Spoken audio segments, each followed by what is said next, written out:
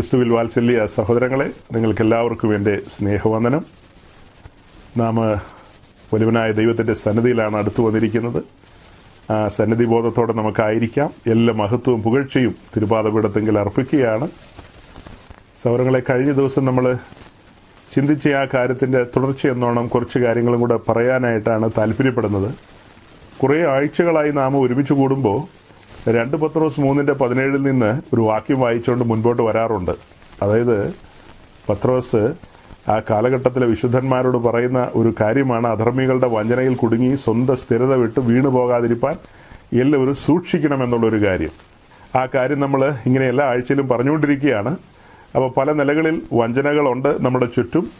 അതായത് പെന്തക്കോസ്ത് സമൂഹം കൃപയാൽ വിശ്വാസം മൂലമുള്ള രക്ഷയ്ക്ക് പകരമായി പ്രവൃത്തിയാലുള്ള രക്ഷകളിലേക്കൊക്കെ കടന്നു പോകുന്നു എന്നൊക്കെയുള്ള നിലയിൽ ചില വാദഗതികളൊക്കെ പലയിടങ്ങളിൽ നിന്നും വരുവാനിടയായി.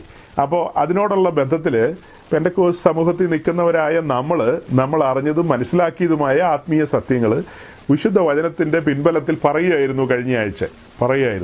കഴിഞ്ഞ ആഴ്ച നമ്മൾ റോമാലേഖനം 1-2 അധ്യായം ചൂണ്ടിക്കാണിച്ചിട്ട് പറഞ്ഞു. 1-ാം അധ്യായത്തിൽ സകല ജാതികളും പാപത്തിന് കീഴിലാണ്. 2-ാം അധ്യായത്തിൽ നമ്മൾ കണ്ടത്, 2-ാം അധ്യായത്തിൽ യഹൂദന്മാരെയാണ് കണ്ടത്, അവരും പാപത്തിന് കീഴിലാണ്. 3-ാം അധ്യായം 9-ാം വാക്യത്തിലേക്ക് വന്നപ്പോൾ നമ്മൾ കണ്ട കാര്യം, നമുക്ക് വിശേഷതയുണ്ട്, അശേഷമില്ല, യഹൂദന്മാരും യവനന്മാരും ഒരുപോലെ പാപത്തിന് കീഴിലാകുന്നു എന്ന് നാം മുമ്പേ തെളിയിച്ചുവല്ലോ എന്നാണ് പറയുന്നത്. അപ്പോൾ ഈ പറയപ്പെട്ട 2 കൂട്ടരും എന്ന് വെച്ചാൽ മുഴുവൻ മാനവലോകം പാപത്തിന് കീഴിലാണെന്ന് അവിടെ പറയാണ്. എന്നിട്ട് അതിൻ്റെ താഴേക്ക് വരുമ്പോൾ 23-ാം വാക്യത്തിലേക്ക് വരുമ്പോൾ ഒരു വ്യത്യാസവുമില്ല, എല്ലാവരും പാപം ചെയ്ത് ദൈവ തേജസ് നഷ്ടപ്പെടുത്തിയിരിക്കുന്നു എന്നുള്ളതാണ്. എല്ലാവരും പാപം ചെയ്തിരിക്കുന്നു. ഇനി 6-ാം അധ്യായത്തിലേക്ക് പോകുമ്പോൾ നമുക്ക് അറിയാവുന്നൊരു കാര്യമുണ്ട്, പാപത്തിൻ്റെ ശമ്പളം മരണമാണെന്നുള്ളത്. എല്ലാവരെയും കാത്തിരിക്കുന്നത് മരണമാണ്. സകല മനുഷ്യരും മരണത്തിലേക്ക് കടന്നു പോകേണ്ടതുണ്ട്. കാരണം ഏദൻ തോട്ടത്തിൽ ആദ്യ മനുഷ്യനായ ആദമിനോട് വ്യക്തമായി പറഞ്ഞിട്ടുള്ള കാര്യമാണ്, ഈ പറയപ്പെട്ട വൃക്ഷത്തിൻ്റെ ഫലം തിന്നാൽ അതിന് ഭവിഷ്യത്തുണ്ട്, മീൻസ് ശിക്ഷയുണ്ട്. ശിക്ഷ എന്താ? മരണമാണ്. അപ്പം മരണം സകല മനുഷ്യരെയും കാത്തിരിക്കുകയാണ്. ആദാമിൽ ജനിക്കപ്പെട്ട സകല മനുഷ്യരെയും കാത്തിരിക്കുന്ന മരണമാണ്. മരണം കൈപിടിച്ചു കൂട്ടിക്കൊണ്ടു പോകും എല്ലാവരെയും. കാരണം പാപമാണ്. ഏക മനുഷ്യന്റെ അനുസരണക്കേടിനാൽ അനേകർ പാപികളായി തീർന്നെന്നാണ് റോമാലേഖനം 5-ാം അധ്യായത്തിൽ നമ്മൾ വായിക്കുന്നത്. അപ്പോൾ എല്ലാവരും പാപത്തിന് കീഴിലാകുന്നു എന്നുള്ള കാര്യം നമ്മളിവിടെ കണ്ടു. എന്നിട്ട് 3-ാം അധ്യായത്തിന്റെ 24-ാം വാക്യത്തിലേക്ക് വരുമ്പോൾ നമ്മൾ കാണുന്ന കാര്യമാണ്, നമ്മുടെ കർത്താവ് യേശു ക്രിസ്തുവിനെ ഗോൽഗോഥായിൽ പരസ്യമായി നിർത്തിയിരിക്കുകയാണ്. ആ ക്രൂശിങ്കിലേക്ക് അടുത്തു വരുന്നവർ രക്ഷ പ്രാപിക്കും എന്നുള്ളതാണ് നമ്മൾ കണ്ടെത്തിയ കാര്യം. ക്രൂശിങ്കിലേക്ക് അടുത്തു വരുന്നവർ എങ്ങനെ രക്ഷ പ്രാപിക്കും, അതിനെക്കുറിച്ചാണ് തുടർന്ന് പറഞ്ഞു വരാനുള്ളത്. എങ്ങനെ രക്ഷ പ്രാപിക്കും എന്നുള്ള കാര്യം കഴിഞ്ഞ ആഴ്ച പറഞ്ഞതിൻ്റെ തുടർച്ച തന്നെ. എന്തുകൊണ്ട് നമ്മളിത് റിപ്പീറ്റ് ചെയ്യുന്നു? മുൻകാലങ്ങളിൽ പറഞ്ഞിട്ടുള്ള കാര്യം വീണ്ടും പറയാനുള്ള കാരണം എന്തെന്ന് ഞാൻ അല്പസമയം മുൻപോട്ട് പോകുമ്പോൾ പറയാം. അതായത് ഈ 3-ാം അധ്യായത്തിന്റെ 27-ാം വാക്യത്തിൽ വരുമ്പോൾ കാണുന്നത് ഇങ്ങനെയാണ്, ആകയാൽ പ്രശംസ എവിടെ? അത് പൊയ്പോയി. ഏത് മാർഗത്താൽ? കർമ്മമാർഗത്താലോ അല്ല, വിശ്വാസ മാർഗത്താൽ അത്രേ.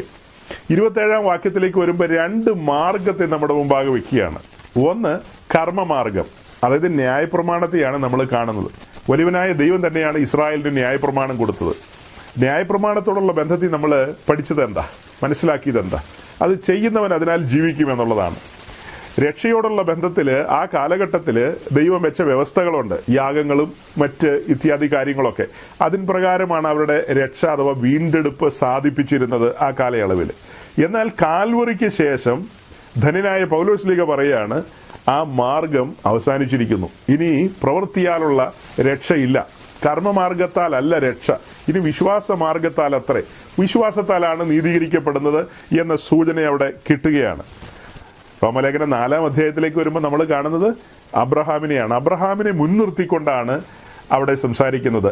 അബ്രഹാം വിശ്വാസത്താൽ നീതീകരിക്കപ്പെട്ടു എന്ന് അബ്രഹാമിന്റെ കൊച്ചുമക്കളായ യഹൂദന്മാരോട് പറയുകയാണ്. അബ്രഹാം പരിച്ഛേദന ഏൽക്കുന്നതിന് മുൻപ് തന്നെ അബ്രഹാം വിശ്വാസത്താൽ നീതീകരിക്കപ്പെട്ടു. അതായത് അബ്രഹാമിനോട് മുൻപ് കൂട്ടി ദൈവം സംസാരിച്ചിട്ടുണ്ട്, നിന്നാൽ സകല ജാതികളും അനുഗ്രഹിക്കപ്പെടുമെന്നുള്ള സുവിശേഷം അബ്രഹാമിനോട് പറഞ്ഞിട്ടുണ്ട്. ഉൽപ്പത്തി പുസ്തകം 17-ാം അധ്യായത്തിലേക്ക് വരുമ്പോൾ നമുക്കത് കാണാം. നിന്നാൽ സകല ജാതികളും അനുഗ്രഹിക്കപ്പെടും, നിന്റെ സന്തതി ലോകാവകാശിയാകും എന്നുള്ള കാര്യം. ആ കാര്യങ്ങളെല്ലാം ഈ 4-ാം അധ്യായത്തിൽ എഴുതിയിട്ടുണ്ട്. അതായത് ഇതുവരെ പ്രവൃത്തിയാലുള്ള നീതീകരണം അന്വേഷിച്ചിരുന്ന യഹൂദന്മാരോടാണ് പറയുന്നത്. പൂർവ്വപിതാവായ അബ്രഹാം പ്രവൃത്തിയാലല്ല നീതീകരിക്കപ്പെട്ടത്, അദ്ദേഹം വിശ്വാസത്താലാണ് നീതീകരിക്കപ്പെട്ടത് എന്ന് പറഞ്ഞിട്ട് പൗലോസ് അവിടെ സ്ഥാപിക്കാനായിട്ട് ആഗ്രഹിക്കുന്നത് പുതിയ നിയമസഭയോടുള്ള ബന്ധത്തിൽ ദൈവരാജ്യത്തിലേക്ക് ഒരുവൻ പ്രവേശിക്കണമെങ്കിൽ വിശ്വാസത്താലാണ് അവൻ പ്രവേശിക്കേണ്ടത്. അതാണ് കഴിഞ്ഞ ആഴ്ച നമ്മൾ സൂചിപ്പിച്ചത്. ഒരു പഴയ നിയമ പഠനമാണ് സമാഗമന കൂടാരത്തെക്കുറിച്ചുള്ള പഠനം. നമ്മളത് പലപ്പോഴായിട്ട് ധ്യാനിച്ചിട്ടുള്ളവരാണ്. ഈ വിഷയങ്ങളൊക്കെ ആധികാരികമായി ഗൗരവമായി പറയാൻ സൗകര്യപ്രദമായ കാര്യമായതുകൊണ്ടാണ് ടാബർനാക്കിളിന്റെ പിക്ചറൊക്കെ കൊണ്ടുവന്ന് നമ്മൾ പല കാര്യങ്ങളും പറഞ്ഞത്. അതായത് യോഹന്നാന്റെ സുവിശേഷം 10-ാം അധ്യായത്തിലേക്ക് വരുമ്പോൾ നമ്മുടെ കർത്താവ് യേശുക്രിസ്തു പറയാണ്, ഞാനാണ് വാതിലെന്ന്. അപ്പോൾ ആ വാതിലിനെ കുറിച്ചുള്ള ഒരു വിശദീകരണമാണ് നമ്മൾ കഴിഞ്ഞ ആഴ്ച കണ്ടത്. അതായത് ഒരേ ഒരു വാതിൽ, യേശുക്രിസ്തു എന്ന ഒരേ ഒരു വാതിൽ. ആ വാതിലെ യേശുക്രിസ്തുവിനെയാണ് കാണിക്കുന്നത് എന്ന് പറഞ്ഞാൽ സുവിശേഷത്തെയാണ് കാണിക്കുന്നത്. സുവിശേഷം കേട്ടിട്ടല്ലാതെ, സുവിശേഷം കൈക്കൊണ്ടിട്ടല്ലാതെ ഒരുവന് ദൈവരാജ്യത്തിലേക്ക് പ്രവേശിക്കുവാൻ കഴിയുകയില്ല. സുവിശേഷം കേൾക്കുകയും കേൾക്കുന്ന സുവിശേഷം കൈക്കൊള്ളുകയും ചെയ്തിട്ടല്ലാതെ ഒരു വ്യക്തിക്ക് ദൈവരാജ്യത്തിലേക്ക് പ്രവേശിക്കുവാൻ കഴിയില്ല. അത് ഒരു സാധാരണ മനുഷ്യന് ലളിതമായി മനസ്സിലാക്കാൻ വേണ്ടിയിട്ടാണ് നമ്മൾ ആ പിക്ചറൊക്കെ കാണിക്കുന്നത്. അതായത് ഈ സമാഗമന കൂടാരം എന്ന് പറയുന്ന ആ ദൈവത്തിൻ്റെ നിവാസം, അതിന് 4 സൈഡുണ്ട്. എന്നാൽ ഒരു സൈഡിൽ മാത്രമേ വാതിലുള്ളൂ, അല്ലേ? കിഴക്ക് വശത്ത് മാത്രമേ വാതിലുള്ളൂ. ആ ഒരൊറ്റ വാതിൽ അന്ന് വെച്ചതിൻ്റെ പിന്നിലുള്ള ദൈവോദ്ദേശം എന്ന് പറയുന്നത് മോശയ്ക്ക് സമാഗമന കൂടാരം ഉണ്ടാക്കുവാനുള്ള നിയോഗം കൊടുത്തതിന് ശേഷം, അതായത് പിന്നത്തേതിൽ ഒരു 1400 വർഷം കഴിഞ്ഞാണ് യേശുക്രിസ്തു ഭൂമിയിൽ ഭൂജാതനാകുന്നതും പിന്നീട് തൻ്റെ കാൽവറി മരണമൊക്കെ സംഭവിക്കുന്നത്.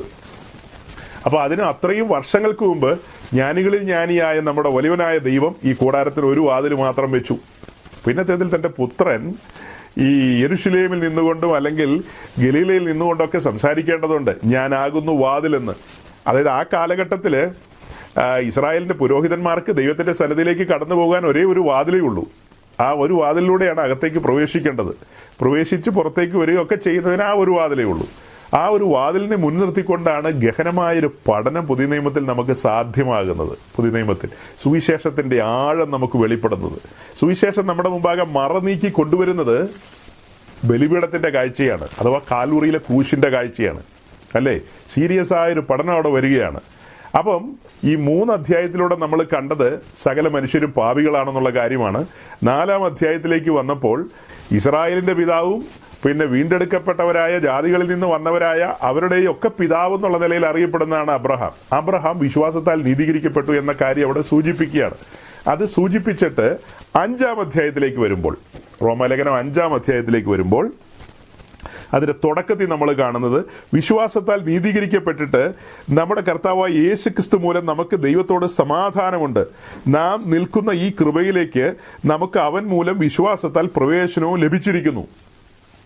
നോക്കണം, 5-ാം അധ്യായത്തിലേക്ക് വരുമ്പോൾ എന്താ കാണുന്നത്? വിശ്വാസത്താൽ നീതീകരിക്കപ്പെട്ടിട്ട് നമ്മുടെ കർത്താവ് യേശുക്രിസ്തു മൂലം നമുക്ക് ദൈവത്തോട് സമാധാനമുണ്ട്. കഴിഞ്ഞ നാളുകളിൽ നമുക്ക് ആ സമാധാനം ഇല്ലായിരുന്നു. നാം പാപികളായിരുന്നു, ദോഷികളായിരുന്നു, അഭക്തരായിരുന്നു.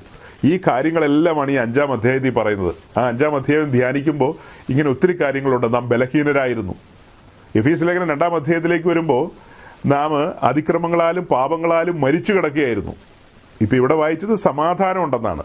സമാധാനം ഉണ്ടെന്ന് പറയാനുള്ള കാരണം താഴേക്ക് വായിച്ചു വരുമ്പോൾ നമുക്ക് ദൈവത്തോട് ശത്രുത്വം ഉണ്ടായിരുന്നു. ദൈവത്തിന് നമ്മോടല്ല, നമുക്ക് ദൈവത്തോട് ശത്രുത്വം ഉണ്ടായിരുന്നു. കാരണം പാപം നമ്മിൽ വാണിരുന്നു. പാപം നമ്മിൽ വാണിരുന്ന കാരണത്താൽ തേജോമയനായ ദൈവത്തോട് നമുക്ക് ശത്രുത്വം ഉണ്ടായിരുന്നു. നമ്മൾ അകലം വിട്ട് നടന്ന മനുഷ്യരാണ്. അങ്ങനെ അകലം വിട്ട് നടന്നവരായ നമ്മെ വലിയവനായ ദൈവം ആകർഷിച്ച് തൻ്റെ പുത്രൻ്റെ ക്രൂശിങ്കിലേക്ക് കൊണ്ടുവന്നു. ആ ക്രൂശിൻ്റെ ചുവട്ടിൽ നിന്നുകൊണ്ട് കുറച്ച് കാര്യങ്ങൾ ഇന്ന് നമുക്ക് ചിന്തിക്കേണ്ടതുണ്ട്. ക്രൂശിൻ്റെ ചുവട്ടിൽ തന്നെ നിന്നുകൊണ്ട് കുറേ കാര്യങ്ങൾ ചിന്തിക്കേണ്ടതുണ്ട്. അവിടെയാണ് നമുക്കെതിരെ, നമ്മൾ ഉൾപ്പെട്ട് നിൽക്കുന്ന സമൂഹത്തിനെതിരെ ആരോപണങ്ങളൊക്കെ വന്നിട്ടുള്ളത്. പലവിധമായ അമ്പുകളൊക്കെ പലരും അവിടെ ഇവിടങ്ങളിലൊക്കെ ഇരുന്ന് എയ്യുന്നുണ്ട്.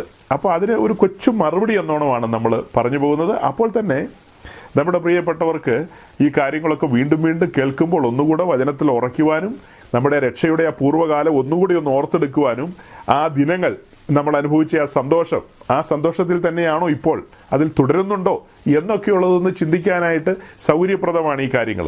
അപ്പം ഞാൻ എന്താ പറഞ്ഞു കൊണ്ടുവന്നത്? 4-ാം അധ്യായത്തിൽ അബ്രഹാം വിശ്വാസത്താൽ നീതീകരിക്കപ്പെട്ട കാര്യം ഉറപ്പിച്ചു പറയുകയാണ്. അതുപോലെ ഓരോ പുതിയ നിയമ ഭക്തനും അബ്രഹാമിനെ പോലെ വിശ്വാസത്താൽ നീതീകരിക്കപ്പെടേണ്ടതുണ്ട്. ഇവിടെ ചില തർക്കങ്ങളൊക്കെയുള്ള കാര്യം ഞാൻ 2-3 ആഴ്ച മുമ്പ് നിങ്ങളോട് പറഞ്ഞു. അബ്രഹാം വിശ്വാസത്താൽ നീതീകരിക്കപ്പെട്ട വ്യക്തിയാണ്. അബ്രഹാമിന് വാഗ്ദത്തങ്ങൾ ലഭിച്ചു. ആ വാഗ്ദത്തങ്ങളിൽ നിന്ന് ദൈവം പിന്നോട്ട് പോയിട്ടില്ല. അബ്രഹാമിന് വാഗ്ദത്തങ്ങളൊക്കെ ദൈവം കൊടുത്തു. അപ്പോൾ അത് വെച്ചിട്ട് രക്ഷയുടെ ഭദ്രതയൊക്കെ പറഞ്ഞു കൊണ്ടുവരുവാൻ പലരും പരിശ്രമിക്കുന്നുണ്ട്. എന്നാൽ പിന്നീട് നമ്മൾ ഇസ്രായേലുമായി ബന്ധപ്പെട്ട് കണ്ടെത്തിയൊരു കാര്യമുണ്ട്.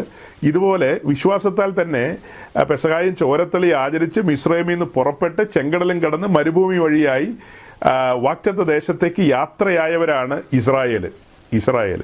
അവരെക്കുറിച്ച് നമ്മൾ യൂദായുടെ ലേഖനത്തിൽ വായിച്ചത്, ദൈവം അവരെ മിസ്രൈമിൽ നിന്ന് രക്ഷിച്ചു, പിന്നത്തേതിൽ അവരെ മരുഭൂമിയിൽ നശിപ്പിച്ചു, തള്ളിയിട്ട് കളഞ്ഞു എന്നുള്ള കാര്യമാണ് വായിക്കുന്നത്. യൂദ നശിപ്പിച്ചെന്ന് പറയുമ്പോൾ കൊരിന്ത് ലേഖനത്തിൽ പൗലോസ് പറയുന്നത് ദൈവം അവരെ തള്ളിയിട്ട് കളഞ്ഞെന്നുള്ളതാണ്, അവരെ മരുഭൂമിയിൽ തള്ളിയിട്ട് കളഞ്ഞു എന്ന്. അപ്പം ഇസ്രായേലുമായി ബന്ധപ്പെട്ട് വിശദമായൊരു പഠനത്തിലേക്ക് നമ്മൾ കടന്നുപോയിരുന്നു.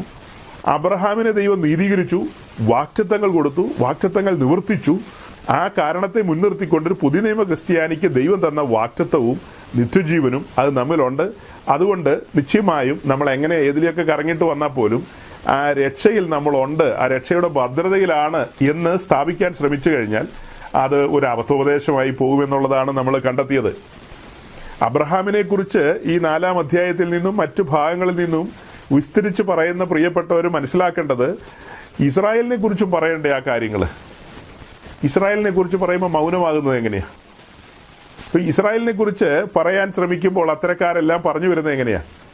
ഇസ്രായേലും മരുഭൂമിയിലൂടെ പോയപ്പോൾ ദൈവത്തോട് മത്സരിച്ചു, ദൈവത്തിന്റെ കോപം അവരുടെ മേൽ കടന്നു വന്നു, അവരെ മരുഭൂമിയിൽ തള്ളിയിട്ട് കളഞ്ഞു എന്ന് പറഞ്ഞാൽ അവരെ എന്നേക്കുമായിട്ട് കൈവിട്ട് കളഞ്ഞു എന്നല്ല, ചെറുതായിട്ട് അവരുടെ ചെവിക്കൊന്ന് പിടിച്ചു, ഒന്നിങ്ങനെ ഒന്ന് കറക്കി നിർത്തി, പിന്നീട് അവരെ പുതിയ ഭൂമിയിലേക്ക് കൊണ്ടുപോകും എന്നൊക്കെ പറഞ്ഞു കഴിഞ്ഞാൽ അതിഭീകരമായി പോകും.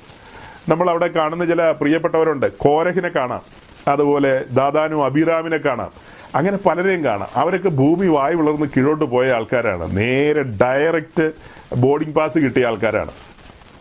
ഡയറക്റ്റ് ബോർഡിംഗ് പാസ് കിട്ടി നേരെ പോയ പാർട്ടീസാണ് ഈ പറഞ്ഞവരൊക്കെ. അവരെയൊക്കെ നമ്മൾ പുതിയ ഭൂമിയെ പ്രതീക്ഷിക്കുക എന്ന് പറഞ്ഞാൽ ദൈവത്തിൻ്റെ നീതിയെക്കുറിച്ചും ദൈവത്തിൻ്റെ കാര്യപരിപാടിയെക്കുറിച്ചും ഗ്രാഹ്യമില്ല എന്നുള്ളതാണ് നമുക്ക് മനസ്സിലാക്കാൻ കഴിയുന്നത്.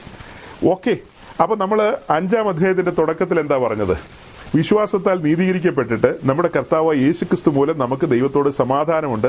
നാം നിൽക്കുന്ന ഈ കൃപയിലേക്ക് നമുക്ക് അവൻ മൂലം വിശ്വാസത്താൽ പ്രവേശനം ലഭിച്ചിരിക്കുന്നു. സൗരങ്ങളെ കഴിഞ്ഞ കാലങ്ങളിൽ, കഴിഞ്ഞ ദീർഘമായ വർഷങ്ങൾ മലയാളക്കരയിൽ പെന്തെക്കോസ്റ്റ് സമൂഹം ഈ കാര്യങ്ങൾ അങ്ങനെ തന്നെ വിശ്വസിക്കുകയും അരക്കിട്ടുറപ്പിക്കുകയും പഠിപ്പിക്കുകയും ചെയ്തിരുന്നു. അതിൽ നിന്ന് വ്യത്യസ്തമായ നിലയിൽ ആരും ഒന്നും പഠിപ്പിച്ചിരുന്നില്ല. പ്രവൃത്തിയാലാണ് രക്ഷ, അല്ലെങ്കിൽ എന്തെങ്കിലും പ്രവൃത്തി ചെയ്യണം എന്നൊന്നും ആരെങ്കിലും പറഞ്ഞതായിട്ട് ഞാൻ കേട്ടിട്ടില്ല. കേട്ടത് മുഴുവനും ഇങ്ങനെ തന്നെയാണ്, വിശ്വാസത്താലാണ് നാം നീതീകരിക്കപ്പെടുന്നത്, കൃപയാലാണ് ഈ രക്ഷ എന്നുള്ള കാര്യമാണ്. എന്നാൽ മറ്റൊരു കാര്യം പറയാനുള്ളത്, ഈ ദൈവവചനത്തിന്റെ ഡെപ്തും കാര്യങ്ങളൊന്നും മനസ്സിലാകാത്ത അനേക ശുശ്രൂഷകൾ തെറ്റായ ക്രമത്തിൽ ചെയ്യുന്നുണ്ട്. അത് തർക്കമില്ലാത്ത കാര്യമാണ്, അത് സമ്മതിച്ചു തരാം. പക്ഷെ ഡയറക്റ്റ് ആരും അവരുടെ പ്രസംഗത്തിലൂടെയോ ശുശ്രൂഷയിലൂടെയോ ഒന്നും ഇങ്ങനെ പറയുന്നില്ല, പ്രവൃത്തിയാൽ രക്ഷയുണ്ടെന്നൊന്നും ആരും പറഞ്ഞ് ഞാൻ കേട്ടിട്ടില്ല. ഇനി അങ്ങനെ ആരെങ്കിലും പറയുന്നുണ്ടോ ഇല്ലയോ എന്ന് എനിക്കറിയില്ല. പൊതുവിലില്ലെന്നാണ് ഞാൻ പറഞ്ഞത്. എവിടെയെങ്കിലും രഹസ്യമായിട്ടോ അല്ലെങ്കിൽ അധികം പ്രസിദ്ധമാകാത്ത നിലയിലോ ഒക്കെ പറയുന്നുണ്ടോ എന്ന് നമുക്കറിയില്ല. പൊതുവിൽ അങ്ങനെ ആരും പറയുന്നില്ല. തെറ്റായ നിലയിൽ ഈ കാര്യങ്ങളെ പഠിപ്പിക്കുകയും ആളുകളെ ആ തെറ്റായ വഴിയിൽ നടത്തുകയൊക്കെ ചെയ്യുന്ന ഒരു രീതി, ഒരു 2 പിക്ചർ കാണിച്ചുകൊണ്ട് ഞാൻ നിങ്ങളെ ഒന്ന് ധരിപ്പിക്കാമെന്ന് കരുതുകയാണ്. ഈ പിക്ചർ സമാഗമന കൂടാരത്തിൻ്റെ പിക്ചറാണല്ലോ. ഇവിടെ വാതിൽ തുറക്കുമ്പോൾ നമ്മൾ ആദ്യം കാണുന്ന യാഗപീഠമാണ്, രണ്ടാമതിരിക്കുന്ന താമ്രത്തൊട്ടിയാണ്. അടുത്ത പിക്ചറിൽ നമ്മൾ കാണുന്നത് ആദ്യം താമ്രത്തൊട്ടിയും രണ്ടാമത് യാഗപീഠം വെച്ചിരിക്കുന്നതായിട്ടാണ് അടുത്ത പിക്ചർ നമ്മൾ കാണുന്നത്. അപ്പോൾ സഹോദരങ്ങൾ, ഈ പിക്ചറുകളൊക്കെ കാണിച്ചിട്ട് കാര്യങ്ങളെ പറയാനായിട്ട് പരിശ്രമിക്കുന്നത്, ശരിയായി വചനത്തിൻ്റെ വെളിപ്പാട് ലഭിക്കാത്ത ശുശ്രൂഷകർ തെറ്റായ കാര്യങ്ങൾ പ്രവർത്തിക്കുന്നു. ഈ അടുത്ത സമയത്ത് ഞാൻ ഒരു കൂട്ടായ്മയിൽ ചെന്ന് പ്രസംഗിച്ചു കഴിഞ്ഞപ്പോൾ ആ കൂട്ടായ്മയിലെ തന്നെ അവിടുത്തെ മറ്റൊരു ശുശ്രൂഷകൻ ഞാൻ പോയതിന് ശേഷം അവിടെ പ്രസംഗിക്കുകയായിരുന്നു. അതായത് വിശ്വാസത്താലുള്ള നീതീകരണം, രക്ഷ, വീണ്ടെടുപ്പ്, ഈ വക കാര്യങ്ങളെക്കുറിച്ചൊക്കെ നമ്മൾ സമഗ്രമായി പറയുകയായിരുന്നു. അങ്ങനെ ആ വീണ്ടെടുക്കപ്പെട്ടവൻ അഥവാ രക്ഷിക്കപ്പെട്ടവൻ, അങ്ങനെയുള്ള വ്യക്തിയാണ് വിശ്വാസ സ്നാനത്തിന് ഇറങ്ങിത്തിരിക്കേണ്ടത്. ആ വ്യക്തിയാണ് രക്ഷിച്ചവനോട് ചേരുവാൻ സ്നാനമേൽക്കേണ്ടത് എന്നൊക്കെ പറഞ്ഞ് നമ്മൾ പോന്നു. പിന്നീട് അവിടുത്തെ ആ ഒരു അസിസ്റ്റന്റ് ശുശ്രൂഷകൻ പറയുകയാണ്, അങ്ങനെ നോക്കിക്കഴിഞ്ഞാൽ എത്ര പേര് ഈ മാർഗത്തിലേക്ക് വരുമെന്നുള്ള ആ ഒരു ധ്വനിയിലാണ് അദ്ദേഹം സംസാരിച്ചത്. ആളുകൾ സ്നാനപ്പെടട്ടെ, പിന്നത്തേതിൽ രക്ഷിക്കപ്പെട്ടുകൊള്ളുമല്ലോ എന്ന ആ ഒരു മനോഭാവം. അങ്ങനെയുള്ള ശുശ്രൂഷകരൊന്നും വേലയ്ക്ക് വിളിയുള്ളവരാണെന്ന് എനിക്ക് സംശയമാണ്. കാരണം അങ്ങനത്തെ ഒരു മണ്ടത്തരം പറഞ്ഞു കഴിഞ്ഞാൽ ദൈവത്തിൻ്റെ പരിശുദ്ധാത്മാവ് അന്ന് കിടന്നുറങ്ങുന്നതിന് മുമ്പ് ആ വ്യക്തിക്ക് ഒരു സുബോധം കൊടുക്കില്ലേ? ഏതെങ്കിലും വിധത്തിൽ അദ്ദേഹത്തോട് ഇടപെടില്ലേ? ദൈവം വെച്ച ദൈവത്തിൻ്റെ വ്യവസ്ഥകളെയല്ലേ കാറ്റിൽ പറത്തി കളയുന്നത്? ദൈവം വെച്ച വ്യവസ്ഥ എന്താ? ആദ്യം യാഗപീഠമാണ് വെച്ചത്, രണ്ടാമതാ താമ്രത്തൊട്ടി വെച്ചത്. ആദ്യം പെസഹായും ചോരത്തെളിയുമാണ്, രണ്ടാമതാണ് ഇസ്രായേൽ ചെങ്കടൽ കിടക്കുന്നത്. രണ്ട് പ്രധാനപ്പെട്ട കാര്യമാണ് ഞാൻ പറഞ്ഞത് പഴയ നിയമത്തിൽ നിന്ന്. പുതിയ നിയമത്തിലേക്ക് വരുമ്പോഴെല്ലാം നമ്മൾ അങ്ങനത്തെ ധാരാളം കാര്യങ്ങളാണ് വചനത്തിലൂടെ കാണുന്നത്. പൗലോസ് കൊരിന്തിൽ കടന്നു എന്ന് സുവിശേഷം അറിയിച്ചു. താൻ അറിയിച്ച സുവിശേഷം അവർ കൈക്കൊണ്ടു. അതവർക്ക് വിശ്വാസമായി പരിണമിച്ചു. അങ്ങനെ വിശ്വസിച്ചവരെ പൗലോസ് സ്നാനപ്പെടുത്തി എന്നാണ് നമ്മൾ കാണുന്നത്. വിശ്വസിച്ചവരെ സ്നാനപ്പെടുത്തി. അപ്പം രണ്ട് കാര്യമാണ് അവിടെ കാണുന്നത്. ഒന്ന്, പൗലോസ് സുവിശേഷം അറിയിച്ചു. ആ അറിയിച്ച സുവിശേഷം അവർ കൈക്കൊണ്ടു. അങ്ങനെ സുവിശേഷം കൈക്കൊണ്ടവരെ പൗലോസ് സ്നാനത്തിലേക്ക് നയിച്ചു. ആ കാര്യമാണ് ഈ പിക്ചർ വെച്ചുകൊണ്ട് നിങ്ങളുടെ മുമ്പാകെ അവതരിപ്പിക്കുന്നത്. ശരിക്കും ദൈവത്തിൻ്റെ പദ്ധതി എന്ന് പറയുന്നത് എന്താ? ആദ്യം ബലിപീഠമാണ്, അഥവാ കാൽവറിയിലെ ക്രൂശാണ്. രണ്ടാമതാണ് സ്നാനവും മറ്റു കാര്യങ്ങളൊക്കെ ഉള്ളത്. ഒരുവന് ദൈവരാജ്യത്തിലേക്ക് കടക്കണമെങ്കിൽ രക്ഷിക്കപ്പെടണം. അതായത് യേശുക്രിസ്തുവിൻ്റെ ക്രൂശുമരണം നിമിത്തം ഒഴുകിയ രക്തത്താൽ ശുദ്ധീകരണം പ്രാപിക്കണം, നീതീകരിക്കപ്പെടണം. ആ ബലിപീഠത്തിലേക്ക് നമ്മൾ നോക്കുമ്പോൾ അവിടെയാണ് നമ്മുടെ നീതീകരണത്തിൻ്റെ ഇടം.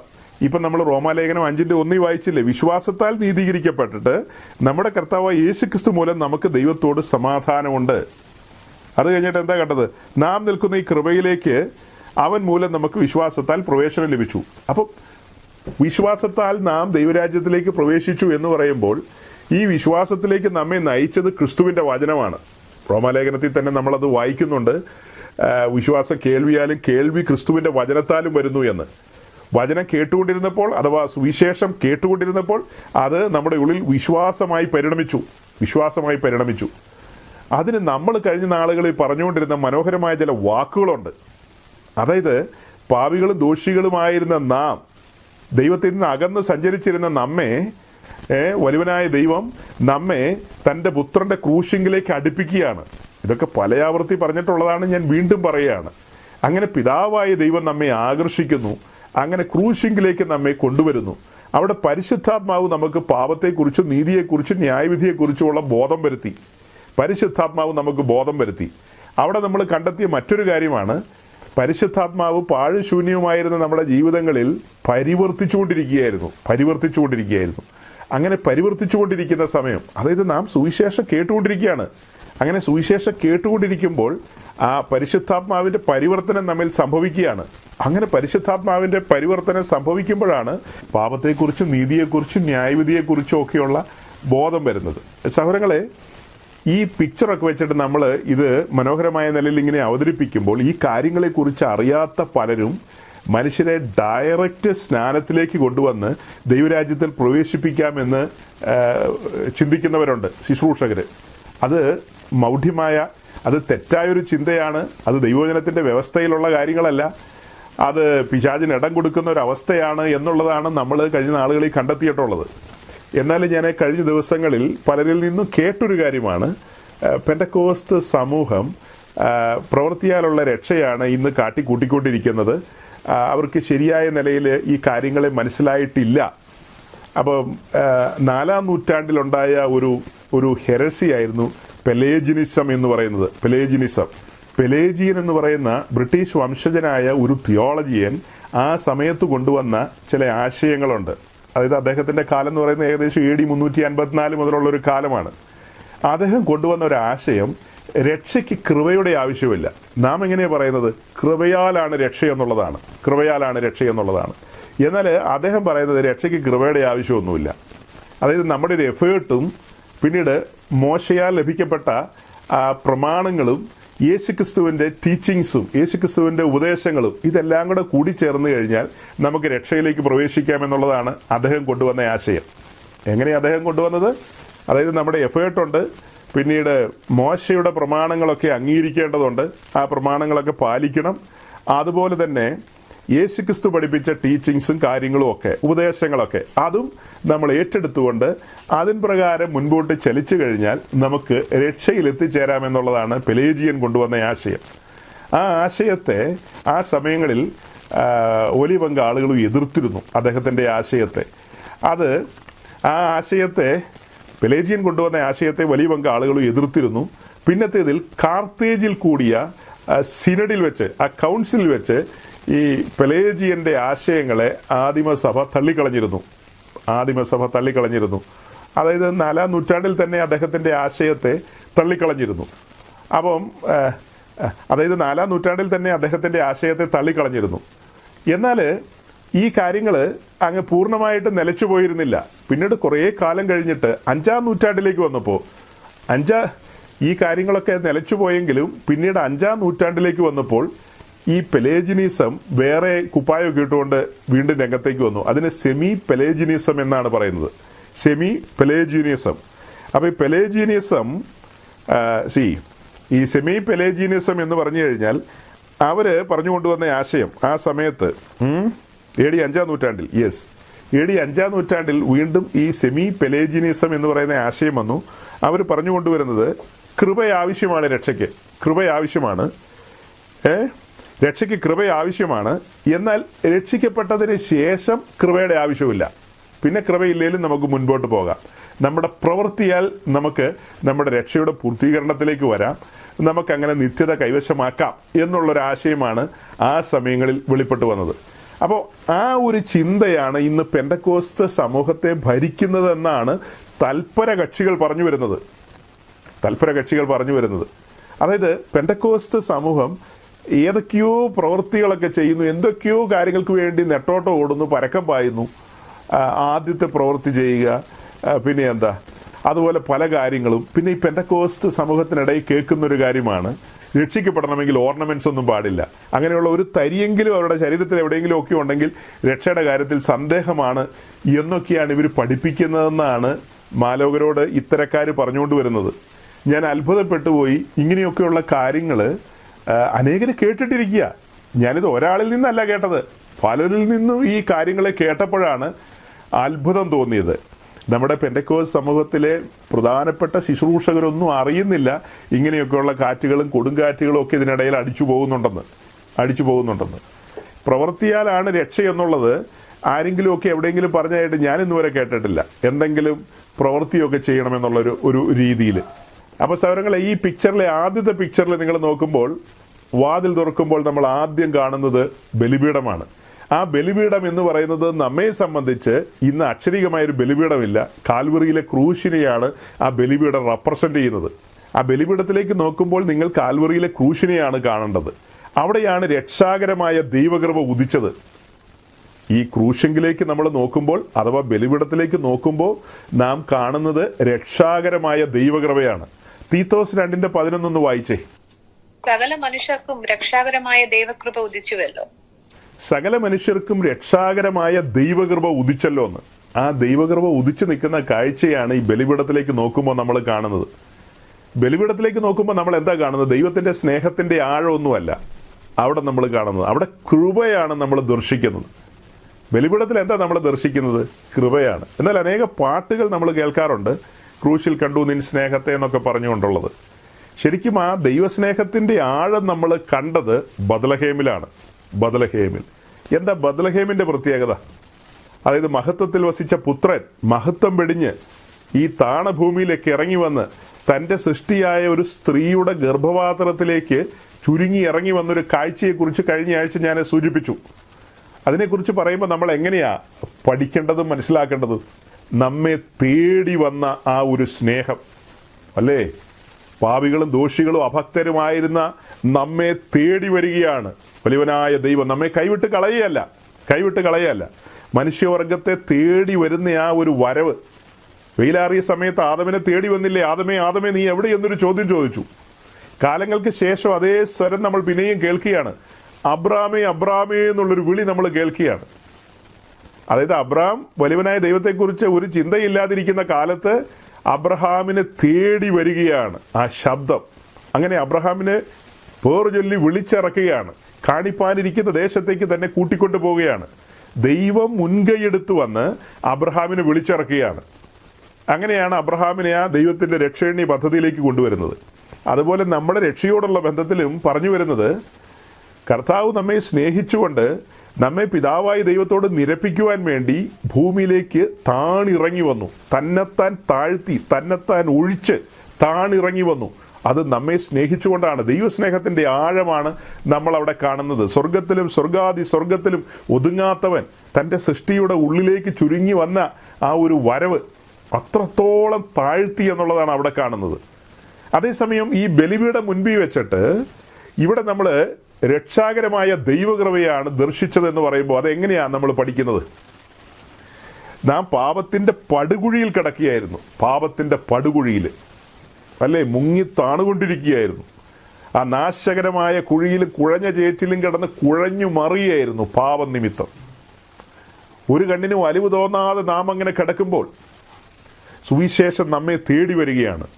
ആ സുവിശേഷം നമ്മുടെ കണ്ണ് തുറപ്പിച്ച് നമ്മളെ കാണിച്ച കാഴ്ച എന്ന് പറയുന്നത് നമ്മുടെ ഉള്ള അവസ്ഥയാണ് ആദ്യപടി കണ്ടത്. നാം പാപികളാണെന്നുള്ള ആ ബോധത്തിലേക്ക് വന്നു. പരിശുദ്ധാത്മാവ് നമ്മിൽ പരിവർത്തിച്ചു തുടങ്ങിയപ്പോൾ, അതായത് സുവിശേഷം കേട്ട് തുടങ്ങിയപ്പോൾ നാം പാപികളാണെന്നുള്ള തിരിച്ചറിവിലേക്കാണ് വന്നത്. വ്യക്തിപരമായി ഞാനൊരു പാപിയാണ്. അവിടെയാണ് പരിശുദ്ധാത്മാവ് നമ്മുടെ മുമ്പിൽ ആ സദ്വർത്തമാനം തുറന്നു കൊണ്ടുവന്നത്. സദ്വർത്തമാനം എങ്ങനെയാണ് തുറന്നു കൊണ്ടുവന്നത്? ഈ പറയപ്പെട്ട വാതിൽ പ്രാകാര മറശ്ശീല, ആ മറശ്ശീല അങ്ങ് നീങ്ങിക്കഴിഞ്ഞപ്പോൾ നാം ആദ്യം കണ്ട കാഴ്ച ക്രൂശിൻ്റെ ദർശനമാണ്. ബലിപീഠം മീൻസ് കാൽവറിയിലെ ക്രൂശാണ്. അപ്പം പാപത്തിൻ്റെ പടുകുഴിയിൽ കിടന്ന നമ്മെ സുവിശേഷം ലിഫ്റ്റ് ചെയ്തു. അതിനാണ് കൃപ എന്ന് പറയുന്നത്. കൃപയല്ലേ നമ്മെ അങ്ങോട്ട് അടുപ്പിച്ചത്? നമ്മെ ബലിപീഠത്തെങ്കിലേക്ക് അടുപ്പിച്ചത് ദൈവകൃപയാണ്. അതിന് നമുക്ക് മനസ്സിലാവുന്ന ഒരു ഭാഷയാണ് രക്ഷാകരമായ ദൈവകൃപ ഉദിച്ചല്ലോ എന്ന് പറയുന്നത്. അപ്പോൾ കൃപ നമ്മെ ഈ പടുകുഴിയിൽ നിന്ന് ലിഫ്റ്റ് ചെയ്ത് ഒരു ഉയർന്ന അനുഭവത്തിലേക്കാണ് കൊണ്ടുവരുന്നത്. ബലിപീഠത്തെങ്കിലേക്ക് നമ്മളെ കൊണ്ടുവരിക എന്ന് പറഞ്ഞാൽ അതൊരു ഉയർന്ന ആത്മീയ അനുഭവമാണ്. അങ്ങനെ നമ്മെ ആ ഉയർന്ന ആത്മീയ അനുഭവത്തിലേക്ക് കൊണ്ടുവന്നു. അവിടെയാണ് ക്രൂശിൻ്റെ ദർശനം പ്രാപിച്ചത്. നമ്മുടെ കണ്ണുകളെക്കുറിച്ച് കൊരിന്ത് ലേഖനത്തിൽ എങ്ങനെ എഴുതിയിരിക്കുന്നത്? നാം കുരുട്ടുകണ്ണന്മാരായിരുന്നു, അന്ധന്മാരായിരുന്നു. അങ്ങനെ അന്ധന്മാരായിരുന്ന നമ്മുടെ കണ്ണ് ഇങ്ങനെ തുറന്നു വരികയാണ്. ആ തുറന്നു വരുമ്പോഴാണ് ഈ ബലിപീഠം നമ്മൾ കാണുന്നത്, അഥവാ കാൽവറിയിലെ ക്രൂശ് കാണുന്നത്. അവിടെ പിതാവ് തൻ്റെ ഏകജാതനായ പുത്രനെ നമുക്ക് വേണ്ടി കൈവിട്ട കാഴ്ചയാണ് കാണുന്നത്. ആ കൃപ നമ്മൾ അനുഭവിക്കുകയാണ്. നാം പോകേണ്ട സ്ഥാനത്തേക്ക് നമുക്ക് പകരക്കാരനായി മറ്റൊരുവൻ ആ ശിക്ഷ ഏറ്റെടുക്കുകയാണ്. പകരക്കാരൻ എന്നൊരു നാടൻ പ്രയോഗം പ്രയോഗിക്കാം. ആത്മീയമായി പറഞ്ഞാൽ ക്രിസ്തു നമുക്ക് പകരം മറുവിലയായി തീർന്നു. വീണ്ടെടുപ്പിനോടുള്ള ബന്ധത്തിൽ, നമ്മുടെ റിഡംഷനോടുള്ള ബന്ധത്തിൽ ക്രിസ്തു മറുവിലയായി തീർന്നു, അല്ലേ? ആ ബലിപീഠത്തിൽ ദൈവത്തിൻ്റെ ഏകജാതനായ പുത്രൻ അഥവാ ദൈവ കുഞ്ഞാട് നമുക്ക് പകരക്കാരനായി അവിടെ നുറുക്കപ്പെട്ടു. അവിടെയാണ് കൃപയുടെ ആഴം നമ്മൾ കാണുന്നത്.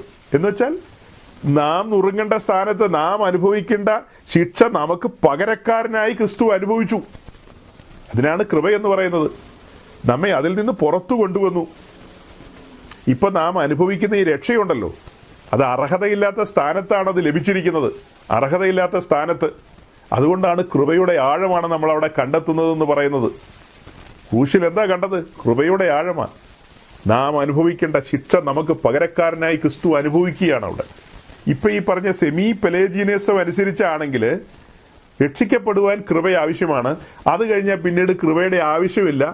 നമ്മുടെ നന്മ പ്രവൃത്തികളും മറ്റു കാര്യങ്ങളൊക്കെ ഉണ്ടല്ലോ. ഈ ഇസ്ലാമൊക്കെ പറയുന്നില്ലേ, ദാനധർമ്മം ആപത്തുകളെ തടയുമെന്നൊക്കെ എന്ന് പറഞ്ഞതുപോലെ നമ്മൾ കുറേ കാര്യങ്ങളൊക്കെ ചെയ്ത് നമ്മുടെ രക്ഷയുടെ പൂർത്തീകരണത്തിലേക്ക് വരിക എന്നുള്ളതാണോ ദൈവത്തിൻ്റെ പദ്ധതി? അതാണോ ശരിക്കും ക്രിസ്തീയ സഭയുടെ ടീച്ചിങ് എന്ന് പറയുന്നത്? അതാണോ? ഒരിക്കലുമല്ല. ഇപ്പോൾ ഈ ബലിപീഠത്തിന്റെ കാഴ്ച നിങ്ങളുടെ മുമ്പിൽ കൊണ്ടുവന്നു. സുവിശേഷമാണ് നമ്മെ അങ്ങോട്ട് അടുപ്പിച്ചു നിർത്തിയത്. അതിന് കഴിഞ്ഞ ദിവസം തന്നെ നമ്മൾ പറഞ്ഞു, യോഹന്നാൻ 6:44, എൻ്റെ പിതാവിനാൽ ആകർഷിക്കപ്പെട്ടിട്ടല്ലാതെ ആർക്കും എൻ്റെ അടുക്കൽ വരുവാൻ കഴിയുകയില്ല. അതായത് പിതാവിനാൽ ആകർഷിക്കപ്പെട്ടാണ് നമ്മൾ അവിടെ എത്തിയത്. പരിശുദ്ധാത്മാവാണ് കണ്ണു തുറന്ന് തന്നത്. ക്രിസ്തുവാണ് നമ്മുടെ രക്ഷകനായി അവതരിച്ചിരിക്കുന്നത്. അവിടെയെല്ലാം ദൈവിക തൃത്വത്തിന്റെ ഒരു വലിയ വെളിപ്പാടാണ് നമുക്ക് ലഭിക്കുന്നത്. നമ്മുടെ രക്ഷയിൽ ദൈവിക തൃത്വം ചലിച്ചത് എങ്ങനെയാണെന്നുള്ളതാണ് കാണുന്നത്. ഇവിടെ ഒത്തിരി ദുരുപദേശങ്ങളും തെറ്റായ ആശയങ്ങളും ഒക്കെ ഇതിനോടുള്ള ബന്ധത്തിലുണ്ട്. ഒത്തിരി തെറ്റായ ആശയങ്ങളുണ്ട്. എന്നാൽ ഈ ഒരു കാര്യത്തിൻ്റെ ഒരു തുടർച്ച എന്നോണം 1-2 വാക്കുകൾ പറഞ്ഞിട്ട് ഞാൻ അതിലേക്ക് വരാം. അതായത് ഈ ബലിപീഠത്തിൻ്റെ കാഴ്ച കണ്ടല്ലോ. ബലിപീഠത്തിൽ പിതാവിൻ്റെ ഏകജാതനായ പുത്രനെയാണ് നമ്മൾ ഡയറക്റ്റ് കണ്ടത്. അങ്ങനെ പിതാവിൻ്റെ ഏകജാതനായ പുത്രൻ ബലിപീഠത്തിൽ തകർക്കപ്പെട്ട് കിടക്കുന്ന ആ കാഴ്ചയിൽ നാമും തകർക്കപ്പെടുകയായിരുന്നു. നമുക്ക് പാപബോധം വന്ന് നമ്മൾ സറണ്ടർ ചെയ്തു. അങ്ങനെ നമ്മളൊരു ദൈവവൈതലായി തീർന്നു. ഇതിലേക്ക് നമ്മെ നയിച്ചത് പരിശുദ്ധാത്മാവാണ്. പരിശുദ്ധാത്മാവിലല്ലാതെ ഒരു വ്യക്തിക്ക് യേശുക്രിസ്തു എന്ന രക്ഷകനെ കണ്ടെത്തുവാൻ സാധ്യമല്ല. ക്രിസ്തുവിനെ രക്ഷകൻ എന്ന നിലയിൽ നമുക്ക് സ്വീകരിക്കുവാൻ പരിശുദ്ധാത്മാ സഹായം ആവശ്യമാണ്. അപ്പോൾ ഈ ബലിപീഠത്തിൽ നമ്മൾ കണ്ടെത്തിയത് ആരെയാ? ക്രിസ്തു എന്ന രക്ഷകനെയാണ് കണ്ടെത്തിയത്. ക്രിസ്തു എന്ന രക്ഷകനെ. തുടർന്ന് തൊട്ടപ്രയിരിക്കുന്ന ലേവർ അഥവാ താമ്രത്തൊട്ടി, അത് വിശ്വാസ സ്നാനത്തിന്റെ ആഴങ്ങൾ എക്സ്പ്ലെയിൻ ചെയ്യാൻ നമ്മൾ ഉപയോഗിക്കും. അത് വിവിധ വിഷയങ്ങളൊക്കെ നമ്മൾ പഠിപ്പിക്കും. എന്നാൽ ഇപ്പോൾ ഈ പറഞ്ഞു കൊണ്ടുവരുന്ന പാറ്റേണിൽ അത് വിശ്വാസ സ്നാനത്തെക്കുറിച്ച് പറയാനായിട്ട് ഉപയോഗിക്കും. അപ്പം വിശ്വാസ സ്നാനത്തിലേക്ക് ഒരുവൻ കടന്നു വരണമെങ്കിൽ യേശു ക്രിസ്തുവിന്റെ കർത്തൃത്വം അംഗീകരിക്കേണ്ടതുണ്ട്. ഇപ്പം 2 കാര്യമാണ് ഇവിടെ നിങ്ങളുടെ മുമ്പാകെ കൊണ്ടുവന്നത്. ഒന്ന്, ബലിപീഠം വഴി നമ്മൾ രക്ഷകനെ കണ്ടെത്തുകയാണ്. കഴിഞ്ഞ ആഴ്ച അതൊക്കെ പറഞ്ഞതാണ്, എങ്കിലും റിപ്പീറ്റ് ചെയ്യാണ് ഞാൻ. രക്ഷ തികച്ചും സൗജന്യമാണ്. രക്ഷ അൺകണ്ടീഷണലാണ്. ഒരു കണ്ടീഷനും ഇല്ല. അവിടെ നിങ്ങൾ ഓർണമെന്റ്സ് ഉപയോഗിച്ചോ, അല്ലെങ്കിൽ നിങ്ങൾ കറുത്ത പാൻ്റാണോ ഇട്ടിരിക്കുന്നത്, വെളുത്ത സാരിയാണോ ഉടുത്തിരിക്കുന്നത്, ചുവന്ന തൊപ്പിയാണോ വെച്ചിരിക്കുന്നത്, ഇങ്ങനെയുള്ള ഒരു കാര്യങ്ങളും ഒരു ചോദ്യങ്ങളും ഇല്ല സഹോദരങ്ങളെ. നിങ്ങൾ കിടക്കുന്നത് എവിടെയാ? പടുകുഴിയിലാണ്. നോക്കൂ, ബാഹ്യമായി നമ്മുടെ അവസ്ഥ ഏതു വിധത്തിലായാലും നാം പാപത്തിന്റെ പടുകുഴിയിലാണ് കിടക്കുന്നത്. അതിനാണ് പ്രാധാന്യം, അല്ലാതെ നമ്മുടെ ഉടുപ്പിന്റെ കളറിനല്ല പ്രാധാന്യം. നമ്മൾ ഒരു സാധ്യതയുമില്ലാത്ത സ്ഥാനത്താണ് കിടക്കുന്നത്.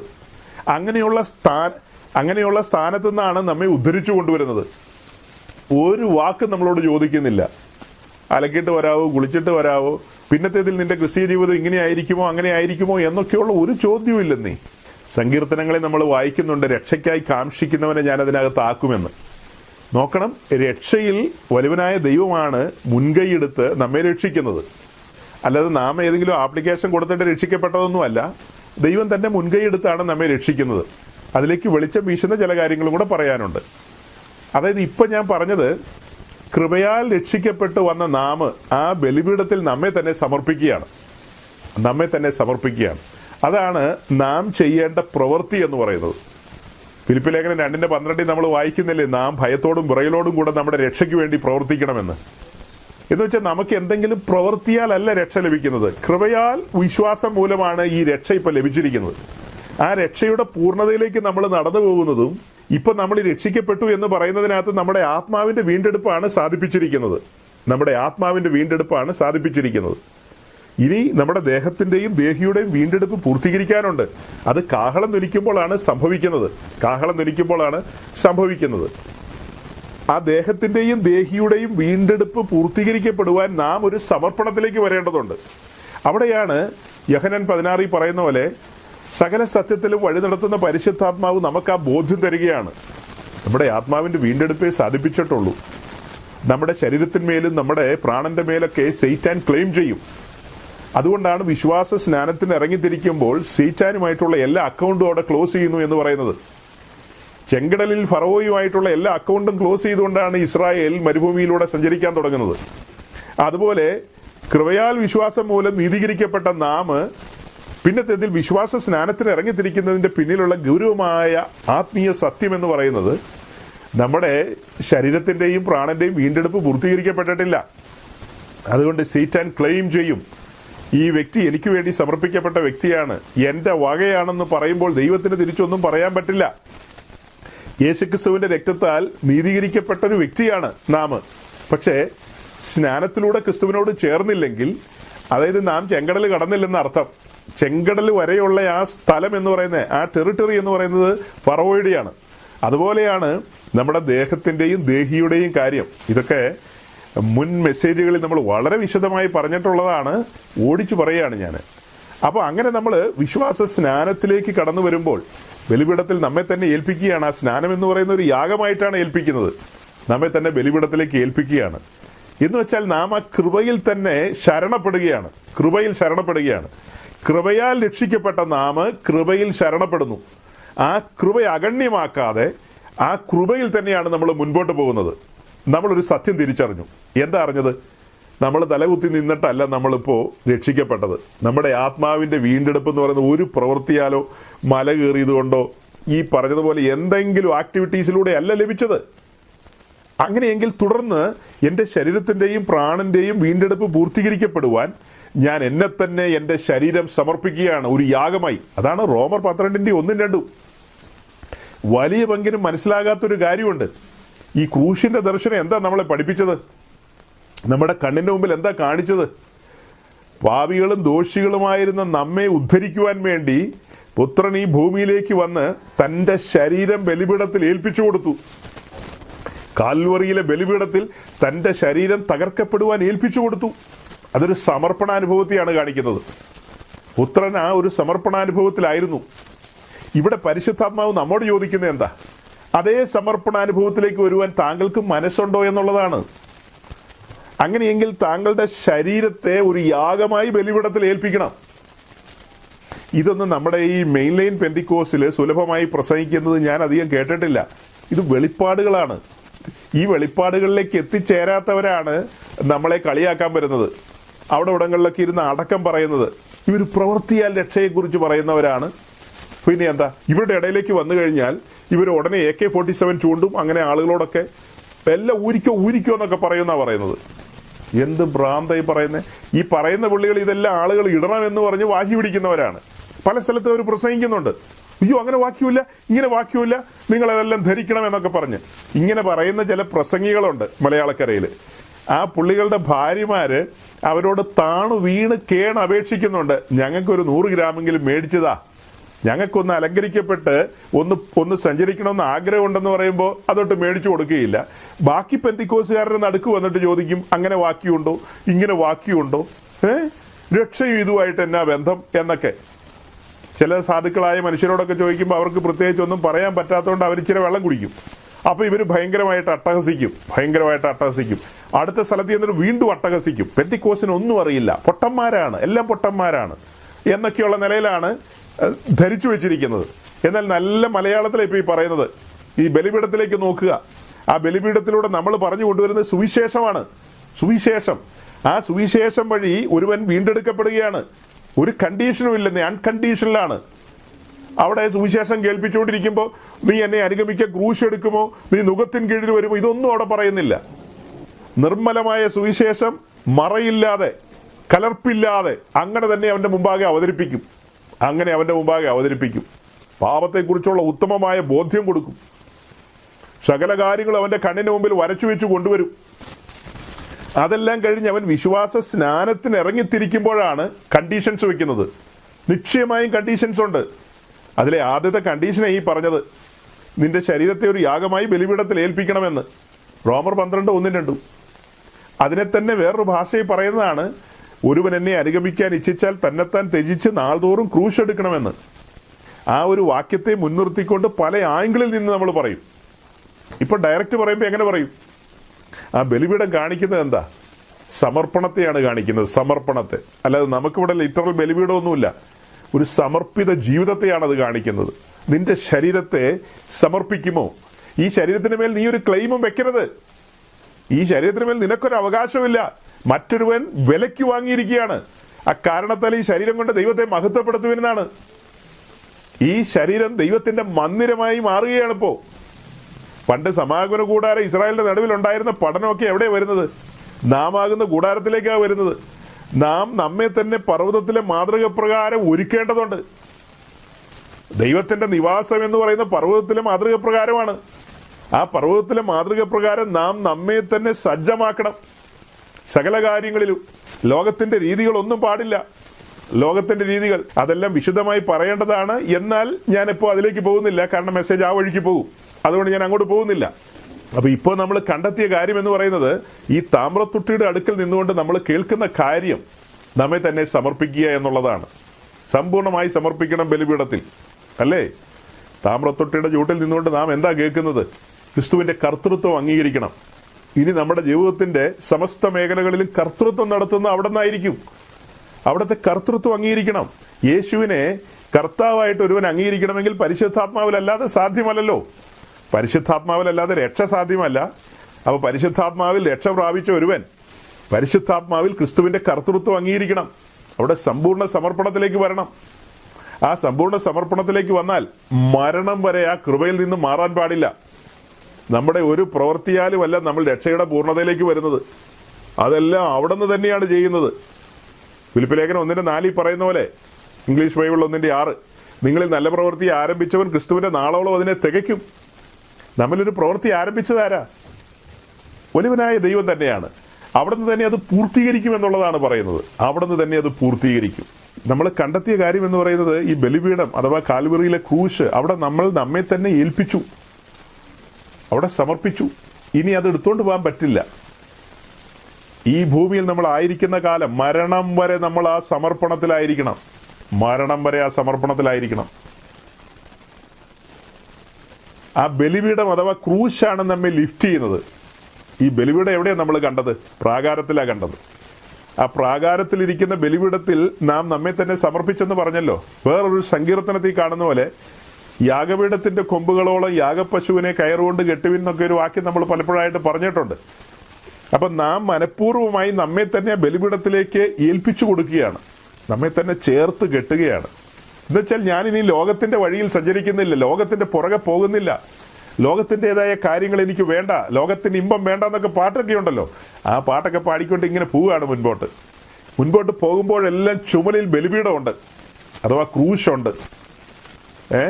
മുൻപോട്ട് പോകുമ്പോൾ നമ്മുടെ ചുമലിൽ എന്തുണ്ട്?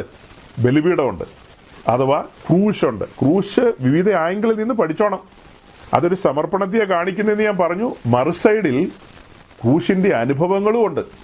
ക്രൂശ് എന്ന് പറഞ്ഞാൽ എല്ലാവരാലും ത്യജിക്കപ്പെട്ടൊരിടമാണ്. നമ്മുടെ കർത്താവായ യേശു ക്രിസ്തു ആ ക്രൂശിന്റെ അനുഭവത്തിലേക്ക് കടന്നു വന്നപ്പോൾ തൻ്റെ പ്രിയ ശിഷ്യന്മാർ പോലും തന്നെ ത്യജിച്ചിട്ട് പോയി കളഞ്ഞു. ക്രൂശ് ത്യജിക്കപ്പെടലിൻ്റെ ഒരു ഇടമാണ്. അതുപോലെ നിന്ദകളുണ്ട്, പരിഹാസങ്ങളുണ്ട്, ദുഷികളുണ്ട്. ഇതെല്ലാം ക്രൂശുമായി റിലേറ്റഡ് ആണ്. നമ്മുടെ ക്രിസ്തീയ ജീവിതത്തിൽ നാം ആ സമർപ്പണത്തിലാണെങ്കിൽ ഈ പറയപ്പെട്ട കാര്യങ്ങളെല്ലാം, നമ്മുടെ കർത്താവ് യേശു ക്രിസ്തുവിന്റെ ജീവിതത്തിൽ സംഭവിച്ച കാര്യങ്ങളെല്ലാം നമ്മുടെ ജീവിതത്തിൽ സംഭവിക്കും. അതൊന്നും പാപത്തിന്റെ പരിഹാരത്തിന് വേണ്ടി എന്നുള്ള നിലയിൽ ചിന്തിച്ചേക്കരുത്. നമ്മുടെ പാപത്തിന്റെ പരിഹാരത്തിന് വേണ്ടിയുള്ള വിലയെല്ലാം യേശു ക്രിസ്തു കൊടുത്തു കഴിഞ്ഞു. ഇനി നമ്മുടെ ക്രിസ്തീയ ജീവിതത്തിൽ നമ്മൾ മുൻപോട്ട് പോകുമ്പോൾ നമ്മുടെ ജീവിതത്തിൽ കഷ്ടങ്ങൾ ദൈവം അനുവദിക്കും. കഴിഞ്ഞ ആഴ്ച ഞാൻ പറഞ്ഞിരുന്നു, അത് കഷ്ടങ്ങൾ അനുവദിക്കും. അതുപോലെ നാം പലവിധമായ അതുപോലെ നമ്മുടെ ജീവിതത്തിൽ നിന്ദകളും പരിഹാസങ്ങളും ഒക്കെ കടന്നു വരും. ഇതെല്ലാം അനുവദിക്കും. ഇത്തരം കാര്യങ്ങളെല്ലാം അനുവദിക്കും. അതെല്ലാം എന്തിനു വേണ്ടിയാ? നമ്മുടെ വിശുദ്ധീകരണത്തോടുള്ള ബന്ധത്തിലാണ്. ബലിപീഠത്തിലൂടെ നാം കണ്ടത് നമ്മുടെ നീതീകരണമാണ്. നീതീകരിക്കപ്പെട്ട നാം ഇനി അനുദിന ജീവിതത്തിൽ വിശുദ്ധീകരണത്തിലൂടെ സഞ്ചരിക്കേണ്ടതുണ്ട്. അതെവിടം വരെയാണെന്ന് ചോദിച്ചാൽ മരണം വരെ നാം വിശുദ്ധീകരണത്തിലൂടെ പോകേണ്ടതുണ്ട്. നമ്മെ വിശുദ്ധീകരിക്കുന്ന ദൈവം തന്നെയാണ്. ദൈവമാണ് ഇതിനെല്ലാം മുൻകൈ എടുക്കുന്നത്. അപ്പം ഞാൻ ഇടയ്ക്ക് പറഞ്ഞൊരു കാര്യം ഒന്നുകൂടെ ഒന്ന് സൂചിപ്പിക്കട്ടെ. ഈ സെമി പെലേജിനിസം എന്ന് പറയുന്ന കാര്യം, അതാണ് ഇന്ന് പെന്തിക്കോസ്തിലുള്ളത്.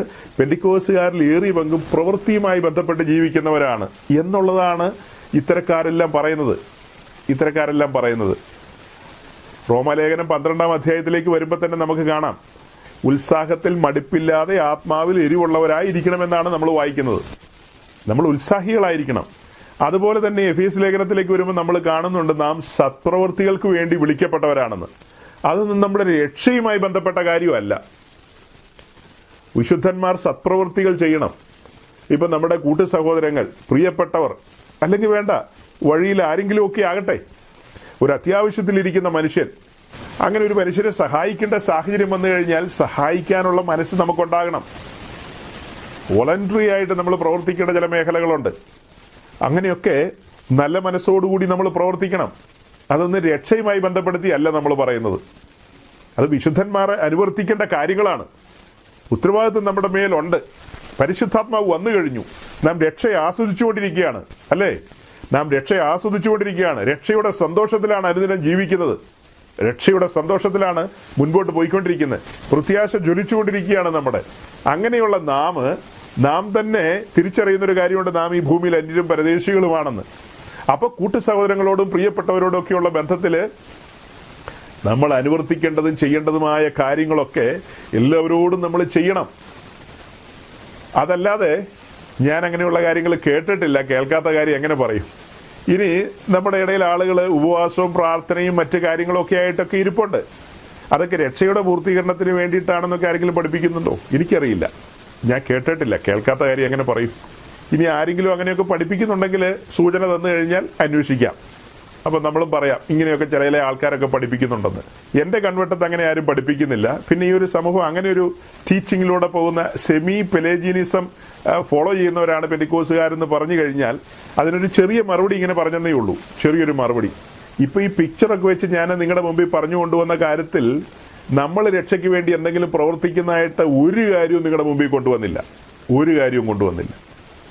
ബലിപീഠത്തിന്റെ കാഴ്ചയിലൂടെ നമ്മൾ എന്താ പഠിക്കുന്നത്? തുടക്കത്തിലൊരു സൂചന ഞാൻ പറഞ്ഞു. അബ്രഹാമിനെ ദൈവം പേർ ചൊല്ലി വിളിച്ചു. അബ്രഹാം ദൈവത്തെ വിളിച്ചതല്ല, ദൈവം അബ്രഹാമിനെ പേർ ചൊല്ലി വിളിച്ചു. അതുപോലെ തന്നെ ഇസ്രായേല് മിസ്രൈം വിട്ട് മരുഭൂമി വഴിയായി മുൻപോട്ട് യാത്ര ചെയ്യുമ്പോൾ മോശയെ വലിയവനായ ദൈവം പർവ്വതത്തിലേക്ക് വിളിച്ചു. പർവ്വതത്തിലേക്ക് വിളിച്ചിട്ട് മോശയോട് പറയുകയാണ്, പുറപ്പാട് 27 അധ്യായത്തിന്റെ 1 വാക്യം ഒന്ന് വായിക്കാം. Exodus chapter 27 verse 1. പുറപ്പാട് 27:1. 5 മുഴം നീളവും 5 മുഴം വീതിയുമായി ഖദിരമരം കൊണ്ട് യാഗപീഠം ഉണ്ടാക്കണം. പുറപ്പാട് 27 അധ്യായത്തിന്റെ 1 വാക്യമാണ് നമ്മളിപ്പോൾ വായിച്ചത്. അതിന് നീളവും വീതിയൊക്കെ പറഞ്ഞിട്ട് ഈ പറയപ്പെട്ട നിലയിൽ ഒരു യാഗപീഠം ഉണ്ടാക്കണമെന്നാണ് അവിടെ പറയുന്നത്. എന്നാൽ അതിന് പുറകിൽ 25 അധ്യായത്തിൽ നമ്മൾ കാണുന്നത് മോശയോട് പറയാണ്, ഞാൻ നിങ്ങളുടെ നടുവിൽ വസിക്കാൻ നിങ്ങൾ എനിക്കൊരു വിശുദ്ധ മന്ദിരം ഉണ്ടാക്കണം. അതാണ് സമാഗമന കൂടാരം. അതിന്റെ കാര്യമാണ് അവിടെ പറയുന്നത്. അതിന്റെ വിശദീകരണങ്ങളാണ്, അതിൽ എന്തെല്ലാം ഉപകരണങ്ങൾ ഉണ്ടാക്കണം എന്നുള്ള കാര്യങ്ങളാണ് തുടർന്നുള്ള അധ്യായങ്ങളിലെല്ലാം പറയുന്നത്. അപ്പൊ 27 അധ്യായത്തിന്റെ തുടക്കത്തിൽ നമ്മൾ കാണുന്നത് യാഗപീഠം ഉണ്ടാക്കണം എന്നുള്ളൊരു കാര്യമാണ്. യാഗപീഠം ഉണ്ടാക്കണം. ഈ സമാഗമന കൂടാരത്തിന്റെ പിക്ചർ നിങ്ങളൊന്ന് ശ്രദ്ധിച്ചു നോക്കി. ഈ പിക്ചറിലേക്ക് നോക്കുമ്പോൾ എന്താ കാണുന്നത്? വാതിൽ തുറക്കുമ്പോൾ ആദ്യം കാണുന്ന ബലിപീഠമാണ്. ആ ബലിപീഠത്തെ കുറിച്ച് ഇപ്പൊ നമ്മൾ വായിച്ചത്. മോശയോട് പറയാണ്, സമാഗമന കൂടാരത്തിന്റെ പ്രാകാരത്തിൽ വെക്കുവാൻ യാഗപീഠം ഉണ്ടാക്കണം. അതിന്റെ അളവാണ് കൊടുത്തത്, ഉണ്ടാക്കണം എന്നാ പറഞ്ഞത്. ഇനി അത് കഴിഞ്ഞിട്ട് 38 അധ്യായത്തിന്റെ 1 വാക്യം വായിച്ചേ. അവൻ ഖദിരമരം കൊണ്ട് ഹോമയാഗപീഠം ഉണ്ടാക്കി. അത് 5 മുഴം നീളവും 5 മുഴം വീതിയും ഇങ്ങനെ സമചതുരവും 3 മുഴം ഉയരവും ഉള്ളതായിരുന്നു. ഈ 2 ചാപ്റ്ററിൽ നിന്ന് വായിച്ച വാക്യങ്ങളുടെ പ്രത്യേകത എന്ന് പറയുന്നത് 27 അധ്യായത്തിന്റെ തുടക്കത്തിലുള്ള വാക്യത്തിൽ നമ്മൾ കണ്ടത് യാഗപീഠം ഉണ്ടാക്കണമെന്നാ പറഞ്ഞത്. 38 അധ്യായത്തിന്റെ തുടക്കത്തിലുള്ള വാക്യത്തിൽ നമ്മൾ കണ്ടത് പർവ്വതത്തിലെ മാതൃക പ്രകാരം മോശ യാഗപീഠം ഉണ്ടാക്കി എന്നുള്ളതാണ്. അതാണ് ഈ കാണുന്ന ബലിപീഠം എന്ന് പറയുന്നത്. അപ്പൊ ഈ ബലിപീഠത്തിലേക്ക് നോക്കുമ്പോൾ നമ്മൾ കാണുന്ന ഒരു കാര്യം എന്ന് പറയുന്നത് ഒരു ആഴമേറിയ വെളിപ്പാടാണ്. ഈ കൂടാരം നിർമ്മിക്കാൻ പറഞ്ഞത് വലിയവനായ ദൈവമാണ്. അതിന്റെ പ്രാകാരത്തിൽ ആ യാഗപീഠം വെക്കാൻ പറഞ്ഞതും വലിയവനായ ദൈവമാണ്. ആ യാഗപീഠം എന്താ കാണിക്കുന്നത്? ഇസ്രായേലിന്റെ വീണ്ടെടുപ്പിനെയാണ് കാണിക്കുന്നത്. ഈ ബ്രോസൺ ആൾട്ടർ അഥവാ താമ്ര യാഗപീഠം എന്ന് പറയുന്നത് ഇസ്രായേലിന്റെ വീണ്ടെടുപ്പിന് വേണ്ടി ദൈവം കൊടുത്തിട്ടുള്ള യാഗപീഠമാണ്. ഇസ്രായേലിന് വീണ്ടെടുപ്പിനോടുള്ള ബന്ധത്തിൽ ഒരേ ഒരു യാഗപീഠമേ ഉള്ളൂ, രണ്ടാമതൊരു യാഗപീഠമില്ല. അവരുടെ റിഡംഷനോടുള്ള ബന്ധത്തിൽ അവർ ഭൂതലത്തിൽ എവിടെയാണെങ്കിലും മഹാപാവരികാര ദിവസം നടക്കുന്ന യാഗം എന്ന് പറയുന്നത് ഈ യാഗപീഠത്തിലാണ്. വേറൊരു യാഗപീഠം അവർക്ക് ഉണ്ടാക്കാനായിട്ട് അനുവാദമില്ല. അപ്പോൾ ഈ യാഗപീഠം നിർമ്മിക്കുവാനായിട്ട് മുൻകൈ എടുത്തത് വലിയവനായ ദൈവമാണ്, അല്ലേ? ഈ യാഗപീഠം നിർമ്മിക്കുവാൻ മുൻകൈ എടുത്തത് ആരാ? തേജോമനായ ദൈവമാണ്. ദൈവം മുൻകൈ എടുത്തിട്ടൊരു ബലിപീഠം ഉണ്ടാക്കാൻ പറഞ്ഞു. ഇസ്രായേലിന് ഇതിനെക്കുറിച്ചൊരു അറിവില്ല, മോശയ്ക്ക് ഇതിനെക്കുറിച്ചൊരു അറിവില്ല. ഇത് ദൈവത്തിന്റെ പദ്ധതിയാണ്. ദൈവം മുൻകൈ എടുത്തു. അബ്രഹാമിനെ വിളിച്ച കാര്യം പറഞ്ഞത് ഓർമ്മയിലിരിക്കട്ടെ. ഇവിടെ ഈ ബലിപീഠം ഉണ്ടാക്കാൻ പറഞ്ഞത് ദൈവം തന്നെയാണ്. ദൈവം മുൻകൈ എടുത്താണ് ഈ രക്ഷ സാധിപ്പിച്ചത്. ഇവിടെ കാൽവിനിസവുമായി ബന്ധപ്പെട്ട ചില കാര്യങ്ങളും കൂടെ പറയണമെന്ന് എനിക്ക് ഉണ്ടായിരുന്നു. കാൽവിനിസവും അർമേനിയനിസവും ഒക്കെയായി ബന്ധപ്പെട്ട് ആ കാര്യങ്ങളെക്കുറിച്ച് അടുത്ത ദിവസങ്ങളിൽ നമുക്ക് സമയം പോലെ കുറച്ച് കാര്യങ്ങൾ ചിന്തിക്കാം. അതിനെക്കുറിച്ച് ഇവിടെ നമ്മൾ പറഞ്ഞു കൊണ്ടുവരുന്നത് രക്ഷയ്ക്ക് മുൻകൈ എടുക്കുന്നത് വലിയവനായ ദൈവം തന്നെയാണ്. അതാണ് ഈ ബലിപീഠം കാണിക്കുന്നത്. അതൊരു വെളിപ്പാടായിട്ടാണ് ഞാൻ നിങ്ങളുടെ മുമ്പിൽ അവതരിപ്പിച്ചത്. ദൈവം മുൻകൈയെടുത്ത് മോശയോട് പറയാണ് ഒരു ബലിപീഠം ഉണ്ടാക്കാൻ. അതുപോലെ തന്നെ ദൈവം മുൻകൈയെടുത്താണ് കാൽവറിയിലെ ക്രൂശ്, അതായത് തൻ്റെ പുത്രനെ നമുക്ക് വേണ്ടി തന്നത്. ദൈവമാണ് മുൻകൈയെടുത്തത്. അവിടെയാണ് നമ്മൾ കൃപയുടെ ആഴം പഠിക്കുന്നത് അല്ലെ. യാഗപീഠത്തിലേക്ക് നോക്കിയിട്ട് കാൽവറിയിലെ ക്രൂശിലേക്കൊക്കെ നോക്കിയിട്ട് നമ്മൾ എന്താ മനസ്സിലാക്കുന്നത്? ദൈവകൃപയുടെ ആഴമാണ്. ദൈവകൃപയുടെ ആഴം. ഇസ്രായേലിന്റെ പാപത്തിന്റെ പരിഹാരത്തിനായിട്ട് ഒരാട് അവർക്ക് വേണ്ടി ബലിയായി തീരുകയാണ്, മറുവിലയായി തീരുകയാണ്. ഒരു ഇസ്രായേലിയൻ ശിക്ഷിക്കപ്പെടേണ്ട സ്ഥാനത്ത് ഒരാട് അവിടെ ശിക്ഷിക്കപ്പെടുകയാണ്, ബലിയായി തീരുകയാണ്. അതുപോലെ നാം ശിക്ഷിക്കപ്പെടേണ്ട സ്ഥാനത്ത് നമുക്ക് പകരക്കാരനായി നമ്മുടെ കർത്താവ് യേശുക്രിസ്തു ബലിയായി തീരുകയാണ്. അതാണ് ഈ സുവിശേഷ കേൾവിയിലൂടെ നമ്മുടെ കണ്ണിന്റെ മുമ്പിൽ തുറന്നു കൊണ്ടുവരുന്നൊരു കാര്യം. നമ്മുടെ എഫേർട്ട് കൊണ്ടോ അധ്വാനം കൊണ്ടോ ഒന്നുമല്ല നമ്മൾ രക്ഷിക്കപ്പെടുന്നത്. 2-3 വാക്യങ്ങൾ നമുക്ക് അടുപ്പിച്ച് വായിക്കാം. അതായത് യാക്കോബിന്റെ ലേഖനം 1:18, യാക്കോബ് 1:18, ജെയിംസ് 1:18. നാം അവന്റെ സൃഷ്ടികളിൽ ഒരുവിധം ആദ്യഫലമാകേണ്ടതിന് അവൻ തന്റെ ഇഷ്ടം ഹേതുവായി സത്യത്തിന്റെ വചനത്താൽ നമ്മെ ജനിപ്പിച്ചിരിക്കുന്നു. തന്റെ ഇഷ്ടം ഹേതുവായി വലിയവനായ ദൈവം തന്റെ ഇഷ്ടം ഹേതുവായി നമ്മെ സത്യത്തിന്റെ വചനത്താൽ ജനിപ്പിച്ചിരിക്കുന്നു. തന്റെ ഇഷ്ടം ഹേതുവായി സത്യത്തിന്റെ വചനത്താൽ നമ്മെ ജനിപ്പിച്ചിരിക്കുന്നു. കാൽവിനിസവുമായി ബന്ധപ്പെട്ട കാര്യങ്ങൾ പിന്നീട് പറയാമെന്ന് പറഞ്ഞെങ്കിലും 1-2 വാക്കുകൾ ഞാനിവിടെ പറയാം. അതായത് 2 കൊരിന്ത്യർ ലേഖനം 5:18. അടുത്തൊരു വാക്യം കൂടെ വായിക്കാം. 2 കൊരിന്ത്യർ ലേഖനം 5:18. അതിനൊക്കെയും ദൈവം തന്നെ കാരണഭൂതൻ. അവൻ നമ്മെ ക്രിസ്തു മൂലം തന്നോട് നിരപ്പിച്ച് നിരപ്പിന്റെ ശുശ്രൂഷ ഞങ്ങൾക്ക് തന്നിരിക്കുന്നു. ഇവിടെ റീകൺസൈൽ ചെയ്യുന്ന കാര്യമാണ്, നിരപ്പിക്കുക എന്നുള്ളൊരു കാര്യമാണ് പറയുന്നത്. പാപികളായ നമ്മെ, ശത്രുക്കളായിരുന്ന നമ്മെ വരുവനായ ദൈവത്തോട് നിരപ്പിക്കുന്നത് ഈ ബലിപീഠ നിമിത്തമാണ്. ക്രൂശ് വഴിയാണ് നമ്മെ ദൈവത്തോട് നിരപ്പിക്കുന്നത്. എങ്ങനെയാ? ഈ പിക്ചറിലേക്ക് നോക്കുമ്പോൾ എന്താ കാണുന്നത്? പാപികളായിരുന്ന നമ്മെ പരിശുദ്ധനായ ദൈവത്തോട്, ഇപ്പൊ ഈ പ്രാകാരത്തിലിരിക്കുന്ന ബലിപീഠം കർത്താവായ യേശുക്രിസ്തുവിന്റെ ക്രൂശാണെന്ന് ഞാൻ പറഞ്ഞു. അതിപരിശുദ്ധ സ്ഥലത്ത് തേജോമാനായ ദൈവത്തിന്റെ സാന്നിധ്യമുണ്ട്. നാം വെളിയിലാണ്, പാപികളായ മനുഷ്യർ വെളിയിലാണ്. ആ പാപികളായ മനുഷ്യരെ പരിശുദ്ധനായ ദൈവത്തോട് നിരപ്പിക്കുന്ന നിരപ്പിന്റെ ഇടം എന്ന് പറയുന്നതാണ് കാൽവറി. നിരപ്പിന്റെ ഇടം, നിരപ്പിന്റെ സന്ദേശവുമായിട്ടാണ് അപ്പോസ്തലന്മാർ സഞ്ചരിച്ചത്. നിരപ്പിന്റെ സന്ദേശം, അല്ലാതെ ഫിനാൻഷ്യൽ ബ്രേക്ക് ത്രൂ ആയിട്ടൊന്നും അല്ല അവർ സഞ്ചരിച്ചത്. അപ്പോസ്തലന്മാർ പോയ വഴിക്കൊക്കെ സാമ്പത്തിക വിടുതൽ, ശാപങ്ങളെ മുറിച്ചു കൊടുക്കും എന്നല്ലോ ആണോ പറഞ്ഞത്? എത്ര മനോഹരമായ ഒരു കാഴ്ചയാണ് പരിശുദ്ധാത്മാവ് നമ്മുടെ മുമ്പിൽ കൊണ്ടുവരുന്നത്. പാപികളായ മനുഷ്യർ, തീക്കകത്തേക്ക് നടന്നു പോകേണ്ട മനുഷ്യർ, അവരെ സുവിശേഷ നിമിത്തം ക്രൂശിങ്കിലേക്ക് അടുപ്പിക്കുകയാണ്. അതായത് സുവിശേഷത്തിന്റെ ശക്തിയാണ് നമ്മെ ക്രൂശിങ്കിലേക്ക് അടുപ്പിക്കുന്നത്. സുവിശേഷത്തിനകത്ത് ദൈവശക്തിയല്ലേ ഇരിക്കുന്നത്. ആ ദൈവശക്തി നമ്മെ ബലിപീഠത്തെങ്കിലേക്ക് അഥവാ ക്രൂശിങ്കിലേക്ക് അടുപ്പിക്കുകയാണ്. അങ്ങനെ ബലിപീഠത്തെങ്കിലേക്ക് അടുത്ത നാം ആ കേൾക്കപ്പെട്ട സുവിശേഷത്തിന് മുമ്പാകെ, കൺതുറന്ന് കണ്ട കാഴ്ചകളുടെ മുമ്പാകെ നമ്മൾ അവിടെ സമർപ്പിക്കപ്പെടുകയായിരുന്നു. അവിടെ ഒരു നിരപ്പിന്റെ ശുശ്രൂഷയാണ് സംഭവിച്ചത്. പുത്രൻ നമ്മെ പിതാവിനോട് നിരപ്പിച്ചു. അത് പരിശുദ്ധാത്മാവിലാണ് സംഭവിച്ചത്. അതിനൊക്കെയും വലുവനായ ദൈവം തന്നെ കാരണഭൂതൻ എന്നാണ് പറയുന്നത്. അപ്പം നമ്മുടെ രക്ഷയിൽ ദൈവത്തിന്റെ ആലോചന വെളിപ്പെട്ട കാര്യങ്ങളാണ് ഈ പറയുന്നത്. 1 പത്രോസ് 1:2 കൂടെ വായിച്ച്. 1 പത്രോസ് 1:5.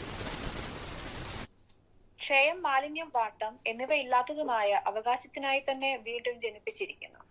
നമ്മെ വീണ്ടും ജനിപ്പിച്ചിരിക്കുന്നത് എന്തിനായിട്ടാണെന്നാണ് വായിച്ചത്? ക്ഷയം, മാലിന്യം, വാട്ടം ഒന്നുമില്ലാത്ത അവകാശത്തിനായിട്ടാണ്. പക്ഷെ അവിടുത്തെ വാക്ക് ശ്രദ്ധിക്കണം കേട്ടോ. നമ്മെ വീണ്ടും ജനിപ്പിച്ചിരിക്കുന്നു എന്നാണ് വായിക്കുന്നത്. വീണ്ടും ജനിപ്പിച്ചിരിക്കുന്നു. നമ്മൾ തന്നെ അങ്ങ് ജനിക്കുകയല്ലായിരുന്നു, ജനിപ്പിക്കുകയായിരുന്നു. ഭൂമിയിൽ ആരും തന്നെ ജനിക്കുന്നില്ല, ജനിപ്പിക്കുകയാണെന്നുള്ള എല്ലാവർക്കും അറിയാം. അതുപോലെ തന്നെ ഇവിടെ വായിക്കുന്നത് നമ്മെ വീണ്ടും ജനിപ്പിക്കുകയായിരുന്നു, വീണ്ടും ജനിപ്പിക്കുകയായിരുന്നു. ഇനി നിങ്ങൾക്ക് അറിയാവുന്ന വാക്യമാണ് യോഹന്നാൻ 6:44. എന്റെ പിതാവിനാൽ ആകർഷിക്കപ്പെട്ടിട്ടല്ലാതെ ആർക്കും എന്റെ അടുക്കൽ വരുവാൻ കഴിയുകയില്ല. അതിന്റെ കൂട്ടത്തില് യോഹന്നാൻ 6:65 ഒന്ന് വായിക്കാം. യോഹന്നാൻ 6:65, ജോൺ ചാപ്റ്റർ 6:65. ആ വാക്യം കൂടെ ഒന്ന് വായിച്ചിട്ട് ഞാൻ മൊത്തത്തിലൊരു ചെറിയ വിശദീകരണം തരാം. ഇത് ഹേതുവായിട്ടത്രേ ഞാൻ നിങ്ങളോട് പിതാവ് കൃപ നൽകിയിട്ടല്ലാതെ ആർക്കും എന്റെ അടുക്കൽ വരുവാൻ കഴിയുകയില്ല എന്ന് പറഞ്ഞത് എന്ന് അവൻ പറഞ്ഞു. യോഹന്നാൻ 6-ാം അധ്യായം എന്ന് പറയുന്നത് വളരെ ബൃഹത്തായ ദൈവശാസ്ത്ര ചിന്തകളുള്ള ഒരു അധ്യായമാണ്. യോഹന്നാൻ 3, യോഹന്നാൻ 6, യോഹന്നാൻ 13 ഈ 3 അധ്യായങ്ങളിലാണ് എപ്പിസ്കോപ്പൽ സമൂഹം മൊത്തം തകിടം പറഞ്ഞു പോയത്. പട്ടത്ത സഭകൾ നമ്മൾ വിളിക്കുന്ന അവർക്ക് ഈ 3 അധ്യായങ്ങളെക്കുറിച്ച് ഒരു വെളിപ്പാട് ലഭിച്ചില്ല. യോഹന്നാൻ 3-ലെ വീണ്ടും ജനനത്തെക്കുറിച്ച് യാതൊരു ഐഡിയയും കിട്ടാതെ അവർ കൊച്ചുങ്ങളുടെ മേൽ വെള്ളം തളിക്കുന്നു.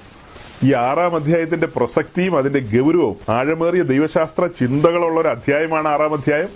അതിലെ ഗൗരവമായ കാര്യങ്ങളെല്ലാം പറഞ്ഞു കൊണ്ടുവന്നിട്ട് ഒടുക്കം പറയാണ്, ഇത് ഹേതുവായിട്ട് പിതാവ് കൃപ നൽകിയിട്ടല്ലാതെ ആർക്കും എൻ്റെ അടുക്കൽ വരുവാൻ കഴിയുകയില്ല എന്നുള്ളത്. പിതാവ് കൃപ നൽകണം. അപ്പോൾ ഇവിടെയാണ് ഒരുപറ്റം ആളുകൾ ചിന്തിക്കുകയും പറയുകയും പഠിപ്പിക്കുകയും ഒക്കെ ചെയ്യുന്നത്. പണ്ട് കാൽവിൻ പറഞ്ഞ അതേ കാര്യങ്ങൾ തന്നെയാണ്. പിതാവ് കൃപ നൽകിയിട്ടല്ലാതെ ആർക്കും പുത്രന്റെ അടുക്കൽ വരാൻ കഴിയില്ല. യോഹന്നാൻ 6:44 നമ്മൾ പറഞ്ഞത് പിതാവിനാൽ ആകർഷിക്കപ്പെട്ടിട്ടല്ലാതെ ആർക്കും പുത്രന്റെ അടുക്കൽ വരാൻ കഴിയില്ല. അതുപോലെ ഇപ്പോൾ വായിച്ച വാക്യങ്ങളിലെല്ലാം ഈ രക്ഷയോടുള്ള ബന്ധത്തിൽ മുൻകൈ എടുക്കുന്നത്, നമ്മെ വീണ്ടും ജനിപ്പിക്കുന്നത്, അവ കാര്യങ്ങളെല്ലാം തൻ്റെ ഇഷ്ടം ഹേതുവായി എന്നെല്ലാം നമ്മൾ വായിക്കുകയാണ്. അപ്പോൾ ഇതിൽ നിന്നൊരു കൺക്ലൂഷനിലേക്ക് പലരും എത്തിച്ചേരുന്നത്, അതായത് ദൈവത്തിന് ചിലരോട് ഇഷ്ടമുണ്ട്, ചിലരോട് ഇഷ്ടമില്ല. ആ ഇഷ്ടമുള്ളവരെയൊക്കെ രക്ഷിച്ച് ദൈവരാജ്യത്തിൽ കൊണ്ടുവരുന്നു എന്നുള്ളതാണ് ഒരു പങ്ക് ആളുകൾ ചിന്തിക്കുകയും പഠിപ്പിക്കുകയും ചെയ്യുന്നത്. സത്യത്തിൽ നമ്മൾ ഈ വാക്യങ്ങളെല്ലാം മുൻനിർത്തിക്കൊണ്ട് എങ്ങനെയാണ് മനസ്സിലാക്കേണ്ടത്? ഇപ്പൊ യോഹന്നാൻ 6:44 വെച്ചിട്ട് എങ്ങനെ പറയും പിതാവിനാൽ ആകർഷിക്കപ്പെട്ടിട്ടല്ലാതെ ആർക്കും എൻ്റെ അടുക്കൽ വരുവാൻ കഴിയുകയില്ല എന്ന് പറഞ്ഞാൽ പിതാവ് സെലക്റ്റീവായിട്ട് കുറച്ചുപേരെ ആകർഷിക്കുന്നു എന്നാണോ അർത്ഥം? മുഴുലോകത്തിലുള്ള സകല മനുഷ്യരെയും ആകർഷിക്കുകയല്ലേ? സൗരങ്ങളെ മുഴുലോകത്തിലുള്ള സകല മനുഷ്യരെ ആകർഷിക്കുകയാണ്. ആ ആകർഷണ വലയത്തിലേക്ക് എല്ലാവരും വരുന്നില്ലെന്നേ ഉള്ളൂ. എല്ലാവരെയും പിതാവ് ആകർഷിക്കുന്നു പുത്രന്റെ ക്രൂശിങ്കിലേക്ക്. അങ്ങനെ ആകർഷിക്കപ്പെടുന്നവർ പരിശുദ്ധാത്മാവിന് ഇടം കൊടുക്കുന്നില്ല. ശ്രദ്ധിച്ച് കേൾക്കണം. അങ്ങനെ പിതാവിനാൽ ആകർഷിക്കപ്പെടുന്ന ആളുകളിൽ എല്ലാവരും പരിശുദ്ധാത്മാവിന് ഇടം കൊടുക്കുന്നില്ല.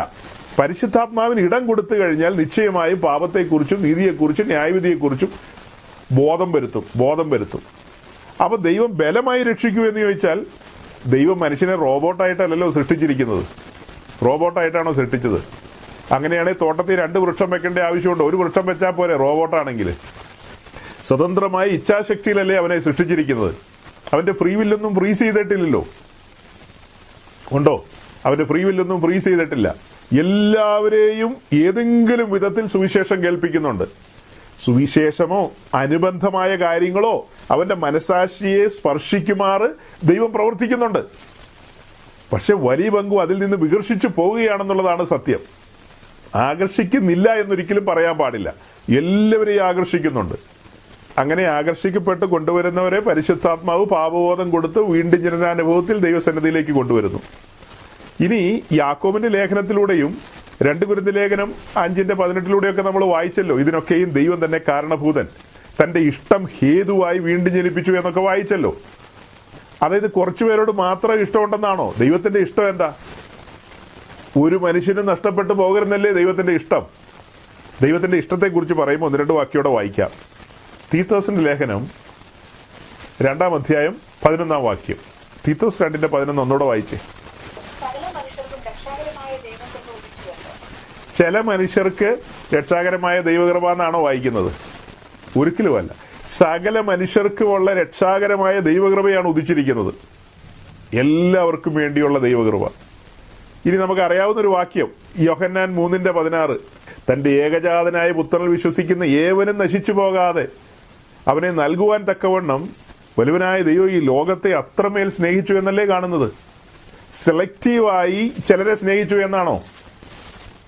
സെലക്റ്റീവായി ചിലർക്ക് വേണ്ടി ലിമിറ്റഡ് എഡിഷൻ സാൽവേഷൻ അങ്ങനെയാണോ? ലിമിറ്റഡ് എഡിഷൻ സാൽവേഷൻ ആണോ ഓഫർ ചെയ്തിരിക്കുന്നത്? അങ്ങനെയല്ല. എല്ലാവർക്കും വേണ്ടിയിട്ടല്ലേ എല്ലാവർക്കും വേണ്ടിയാണ് നമ്മുടെ കർത്താവ് ക്രൂശിൽ കയറിയത്. 2 കൊരിന്ത്യർ ലേഖനം 5:14-15 നമ്മൾ വായിച്ചിട്ടുള്ളതാണ്. എല്ലാവർക്കും വേണ്ടി ഒരുവൻ മറുവിലയായി തീർന്നെന്നാണ് അവിടെ വായിക്കുന്നത്.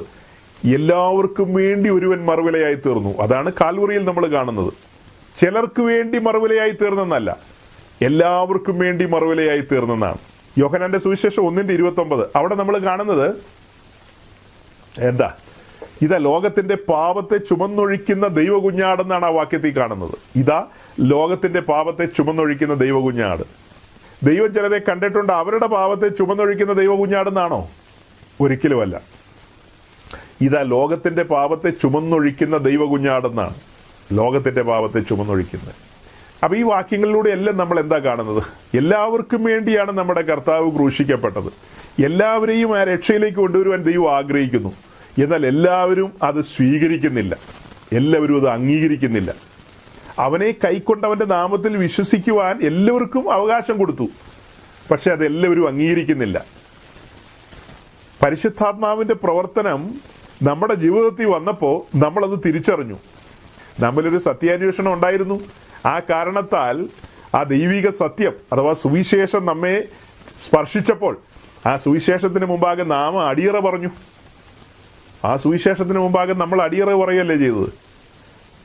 അപ്പൊ ഇവിടെ ഒരു കാര്യം എനിക്ക് പറയാനുള്ളത്, ചില പ്രിയപ്പെട്ടവരുടെ പഠനങ്ങളും പ്രസംഗങ്ങളും ഒക്കെ മനസ്സിലാക്കാൻ കഴിഞ്ഞത്, അതായത് നമ്മൾ ഈ രക്ഷിക്കപ്പെടാത്തവർക്ക് വേണ്ടിയൊക്കെ പ്രാർത്ഥിച്ച് സമയം കളയേണ്ട ആവശ്യമില്ല.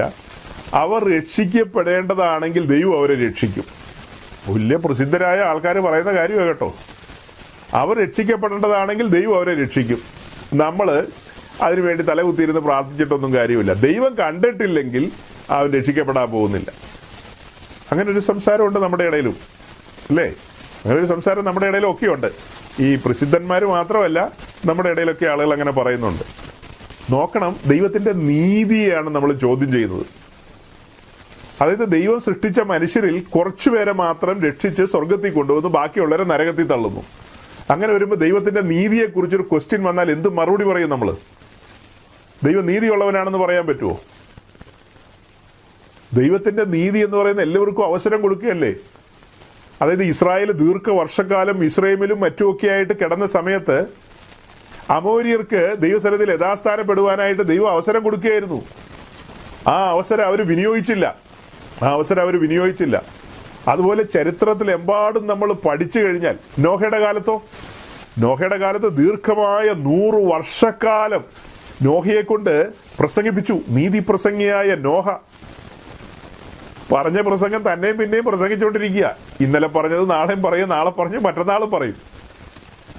മഴ പെയ്യാൻ പോകുന്നു, ദൈവിക ന്യായവിധി വെളിപ്പെടാൻ പോകുന്നു, ദൈവത്തിന്റെ കൃപ എനിക്ക് ലഭിച്ചു, ആ കാരണത്താൽ ദൈവിക ആലോചനയാൽ ഞാനൊരു പെട്ടകം പണിയുന്നു, മാളവരെ അതിൽ കടന്നു വന്ന് രക്ഷപ്പെടുവിൻ, ഇതാ പെരുമഴ പെയ്യാൻ പോകുന്നു, വലിയ പ്രളയം വരാൻ പോകുന്നു, എല്ലാവരും വെള്ളത്തിൽ മുങ്ങിച്ചാകും. നാളിതുവരെ മഴ പോലും ഇല്ലാത്ത നാട്ടിലത് പറയുന്നതെന്ന് ഓർക്കണം. ആ പ്രസംഗം ദിവസേന പ്രസംഗിച്ചുകൊണ്ടിരിക്കുക. ദിവസേന ആ പ്രസംഗിച്ചുകൊണ്ടിരിക്കുന്നത്. ജനത്തിന് ബോറടിച്ച് കാണും. ഈ വയസ്സന്റെ മണ്ടത്തരമൊക്കെ കേട്ട് ആ വഴിയിലൊന്നും പോകേണ്ട കാര്യമില്ലെന്ന് അവർ ചിന്തിച്ചു കാണും. അവിടെയും നമ്മൾ കാണുന്നത് പത്രോസ് അതിനെക്കുറിച്ച് പറയുന്ന കാര്യമാണ്. അതായത് ദൈവം ദീർഘക്ഷമയോടെ കാത്തിരുന്നു.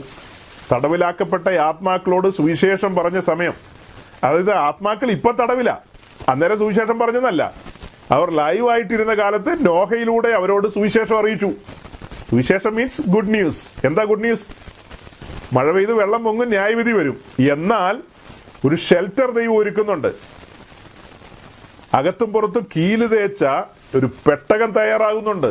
ആ പെട്ടകത്തിനകത്തേക്ക് കയറിക്കോ രക്ഷപ്പെടാമെന്നാണ്. അകത്തും പുറത്തും കീല് തേക്കുക. അതിനുപയോഗിച്ച അതേ വാക്ക് തന്നെയാണ് റോമാലേഖനം 3:24 ഉപയോഗിച്ചിരിക്കുന്നത്. ക്രിസ്തുവിനെ നമുക്ക് വേണ്ടി പ്രായശ്ചിത്തമാകുവാൻ ഏൽപ്പിച്ചു, അവനെ പരസ്യമായി നിർത്തിയിരിക്കുന്നു എന്ന് പറയുമ്പോൾ പ്രായശ്ചിത്തമാകുവാൻ ഏൽപ്പിച്ചു എന്നുള്ളതിന് അവിടെ കൊടുത്തിരിക്കുന്ന വാക്ക്, ഇപ്പൊ ഈ അകത്തും പുറത്തും കീല് തേക്കുക എന്നുള്ളതിന് ഇതിനും രണ്ടിനും ഉപയോഗിക്കുന്ന വാക്കാണ് അറ്റോൺ. അവിടെ അറ്റോൺ എന്നുള്ളൊരു ഇംഗ്ലീഷ് വാക്ക് നമുക്ക് ഉപയോഗിക്കാം. അതായത് കവർ ചെയ്യുക എന്നുള്ള അർത്ഥമാണ്. അതായത് വരാൻ പോകുന്ന മഹാപ്രളയത്തിൽ നിന്ന് ഈ പെട്ടകത്തിൽ കയറിയവൻ രക്ഷപ്പെടും. എങ്ങനെയാ? അകത്തും പുറത്തും കീല് തേച്ചിരിക്കുകയാണ്. ഒരിറ്റ് വെള്ളം അകത്തേക്ക് വരില്ല. വെള്ളം മീൻസ് ന്യായവിധി അവനെ സ്പർശിക്കില്ലെന്ന്. അതുപോലെ തന്നെയാണ് യേശുക്രിസ്തുവിനെ പരസ്യമായി നിർത്തിയിരിക്കുന്നു. ആ ചിന്തിയ രക്തത്താൽ നമുക്ക് പ്രായശ്ചിത്തം വന്നു. ആ രക്തത്തിന്റെ കവറിംഗ് ഉണ്ട് നമുക്ക്. ആ രക്തത്തിന്റെ കവറിങ്ങിലാണ് നാം. അതാണ് ഈ യാഗപീഠമൊക്കെ ദീർഘമായി പ്രസംഗിക്കേണ്ട വിഷയമാണ്. ഓടിച്ചൊന്നും പറഞ്ഞാൽ പോരാ. ഓടിച്ചൊന്നും പറയാവുന്ന കാര്യമല്ല. സമയമെടുത്ത് ശാന്തമായി ഗൗരവമായി ആ കാര്യങ്ങളെ നമ്മൾ കണ്ടെത്തേണ്ടതുണ്ട്. അപ്പം ഈ പറയപ്പെട്ട വാക്യങ്ങളിലൂടെയൊക്കെ നമ്മൾ കണ്ട കാര്യം എന്താ? ഒരുവനായ ദൈവം മുൻകൈയെടുത്താണ് നമ്മെ രക്ഷയിലേക്ക് കൊണ്ടുവന്നിരിക്കുന്നത്. ഈ രക്ഷയിലേക്ക് നമ്മെ കൊണ്ടുവന്നത് കൃപയാലാണ്. ഇതൊക്കെ ചിന്തിക്കുമ്പോൾ ഞാൻ ഞെട്ടിപ്പോവുക. എൻ്റെ ദൈവം, ഇതിനൊക്കെ നമ്മളെ എന്ത് യോഗ്യരാ എന്നുള്ളതാണ് ചിന്തിക്കുന്നത്. നമ്മുടെ അയോഗ്യതയുടെ നടുവിൽ ഉദിച്ചു വരികയാണ് കൃപ. ആ കൃപയാൽ നാം ആ രക്ഷയിലേക്ക് അടുത്തു വരികയാണ്. നമ്മുടെ ഉള്ളിൽ വിശ്വാസം അങ്കുരിക്കപ്പെടുകയാണ്. വിശ്വാസത്താൽ നീതീകരിക്കപ്പെടുകയാണ് നാം. അങ്ങനെ വിശ്വാസത്താൽ നീതീകരിക്കപ്പെട്ട നാം അതേ ബലിപീഠത്തിൽ നമ്മെ തന്നെ ഏൽപ്പിച്ചു കൊടുക്കുകയാണ്. ശേഷിക്കും കാലം ഇനി ഞാൻ എനിക്കായി ജീവിക്കാൻ അവകാശമില്ലാത്തവനാണ്. ശേഷിക്കും കാലം ഇനി എനിക്ക് എൻ്റെ സ്വയത്തിൽ ജീവിക്കുവാൻ അവകാശമില്ല, എനിക്കായി ജീവിക്കുവാൻ അവകാശമില്ല. അതാണ് ബലിപീഠം കാണിക്കുന്നത്. ബലിപീഠം എന്താണ് കാണിക്കുന്നത്? ബലിപീഠത്തിൽ എന്താണ് കണ്ടത്? ബലിപീഠ സമർപ്പണത്തെയാണ് കാണിക്കുന്നത്. സമർപ്പിതനായ ക്രിസ്തുവിനെയാണ് നമ്മൾ കാണുന്നത്. നമ്മൾ ഒരാംഗിളിൽ നിന്ന് നോക്കിയപ്പോൾ പിതാവിൻ്റെ ഏകജാതനായ പുത്രനെയാണ് കണ്ടത്. മറ്റേ ആംഗിളിൽ നിന്ന് നോക്കിയപ്പോൾ കണ്ടതാരെയാ? ദൈവകുടുംബത്തിലെ ആദ്യജാതനെ. അവിടെയാണ് പരിശുദ്ധാത്മാവ് നമ്മോട് ചോദിക്കുന്നത്, അനേകം പുത്രന്മാരിൽ ഒരുവനാകുവാൻ നിനക്ക് മനസ്സുണ്ടോ? നിനക്കും ഇതേ ബലിപീഠത്തിൽ നിന്നെ ഏൽപ്പിച്ചു കൊടുക്കുവാൻ കഴിയുമോ?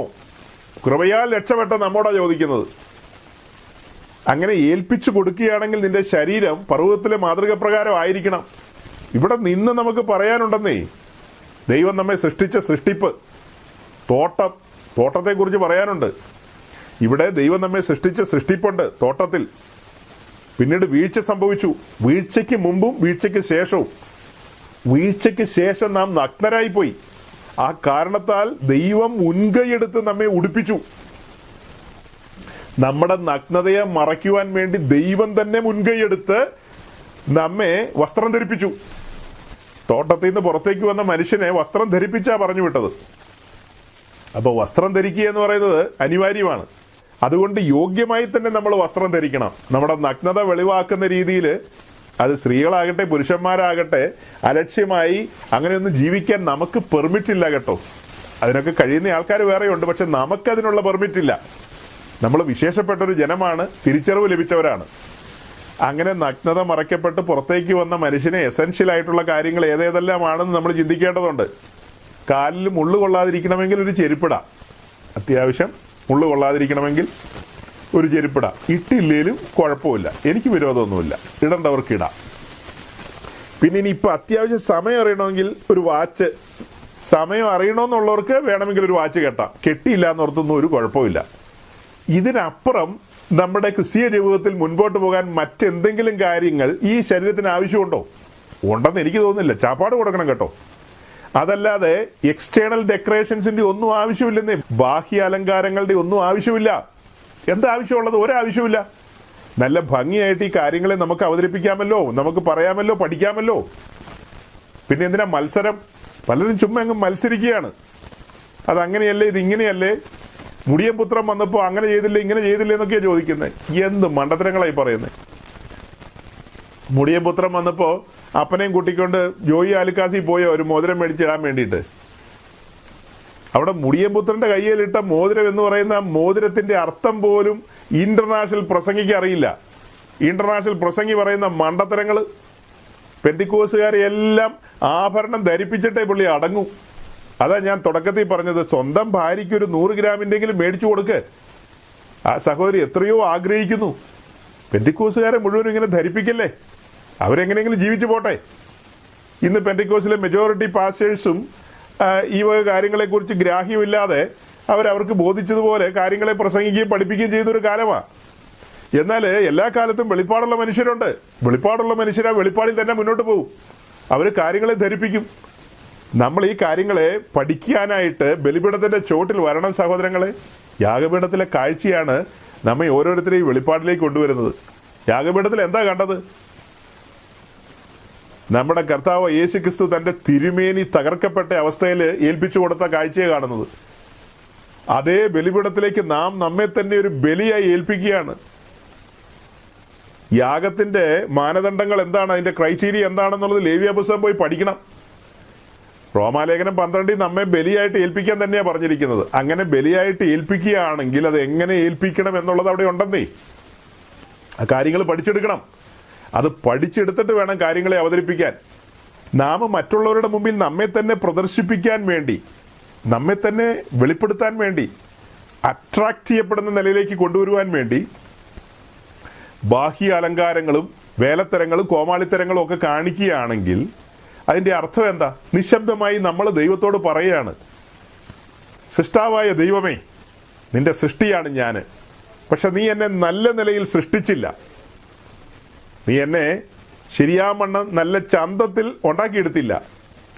എനിക്ക് അത്ര ഭംഗിയില്ലാത്തതുകൊണ്ട് ഞാൻ തന്നെ കട്ടപ്പെട്ടിച്ചിരി ഭംഗി ഉണ്ടാക്കുകയാണ്. ഒന്നും തോന്നരുത് കേട്ടോ, ഒന്നും തോന്നരുത്.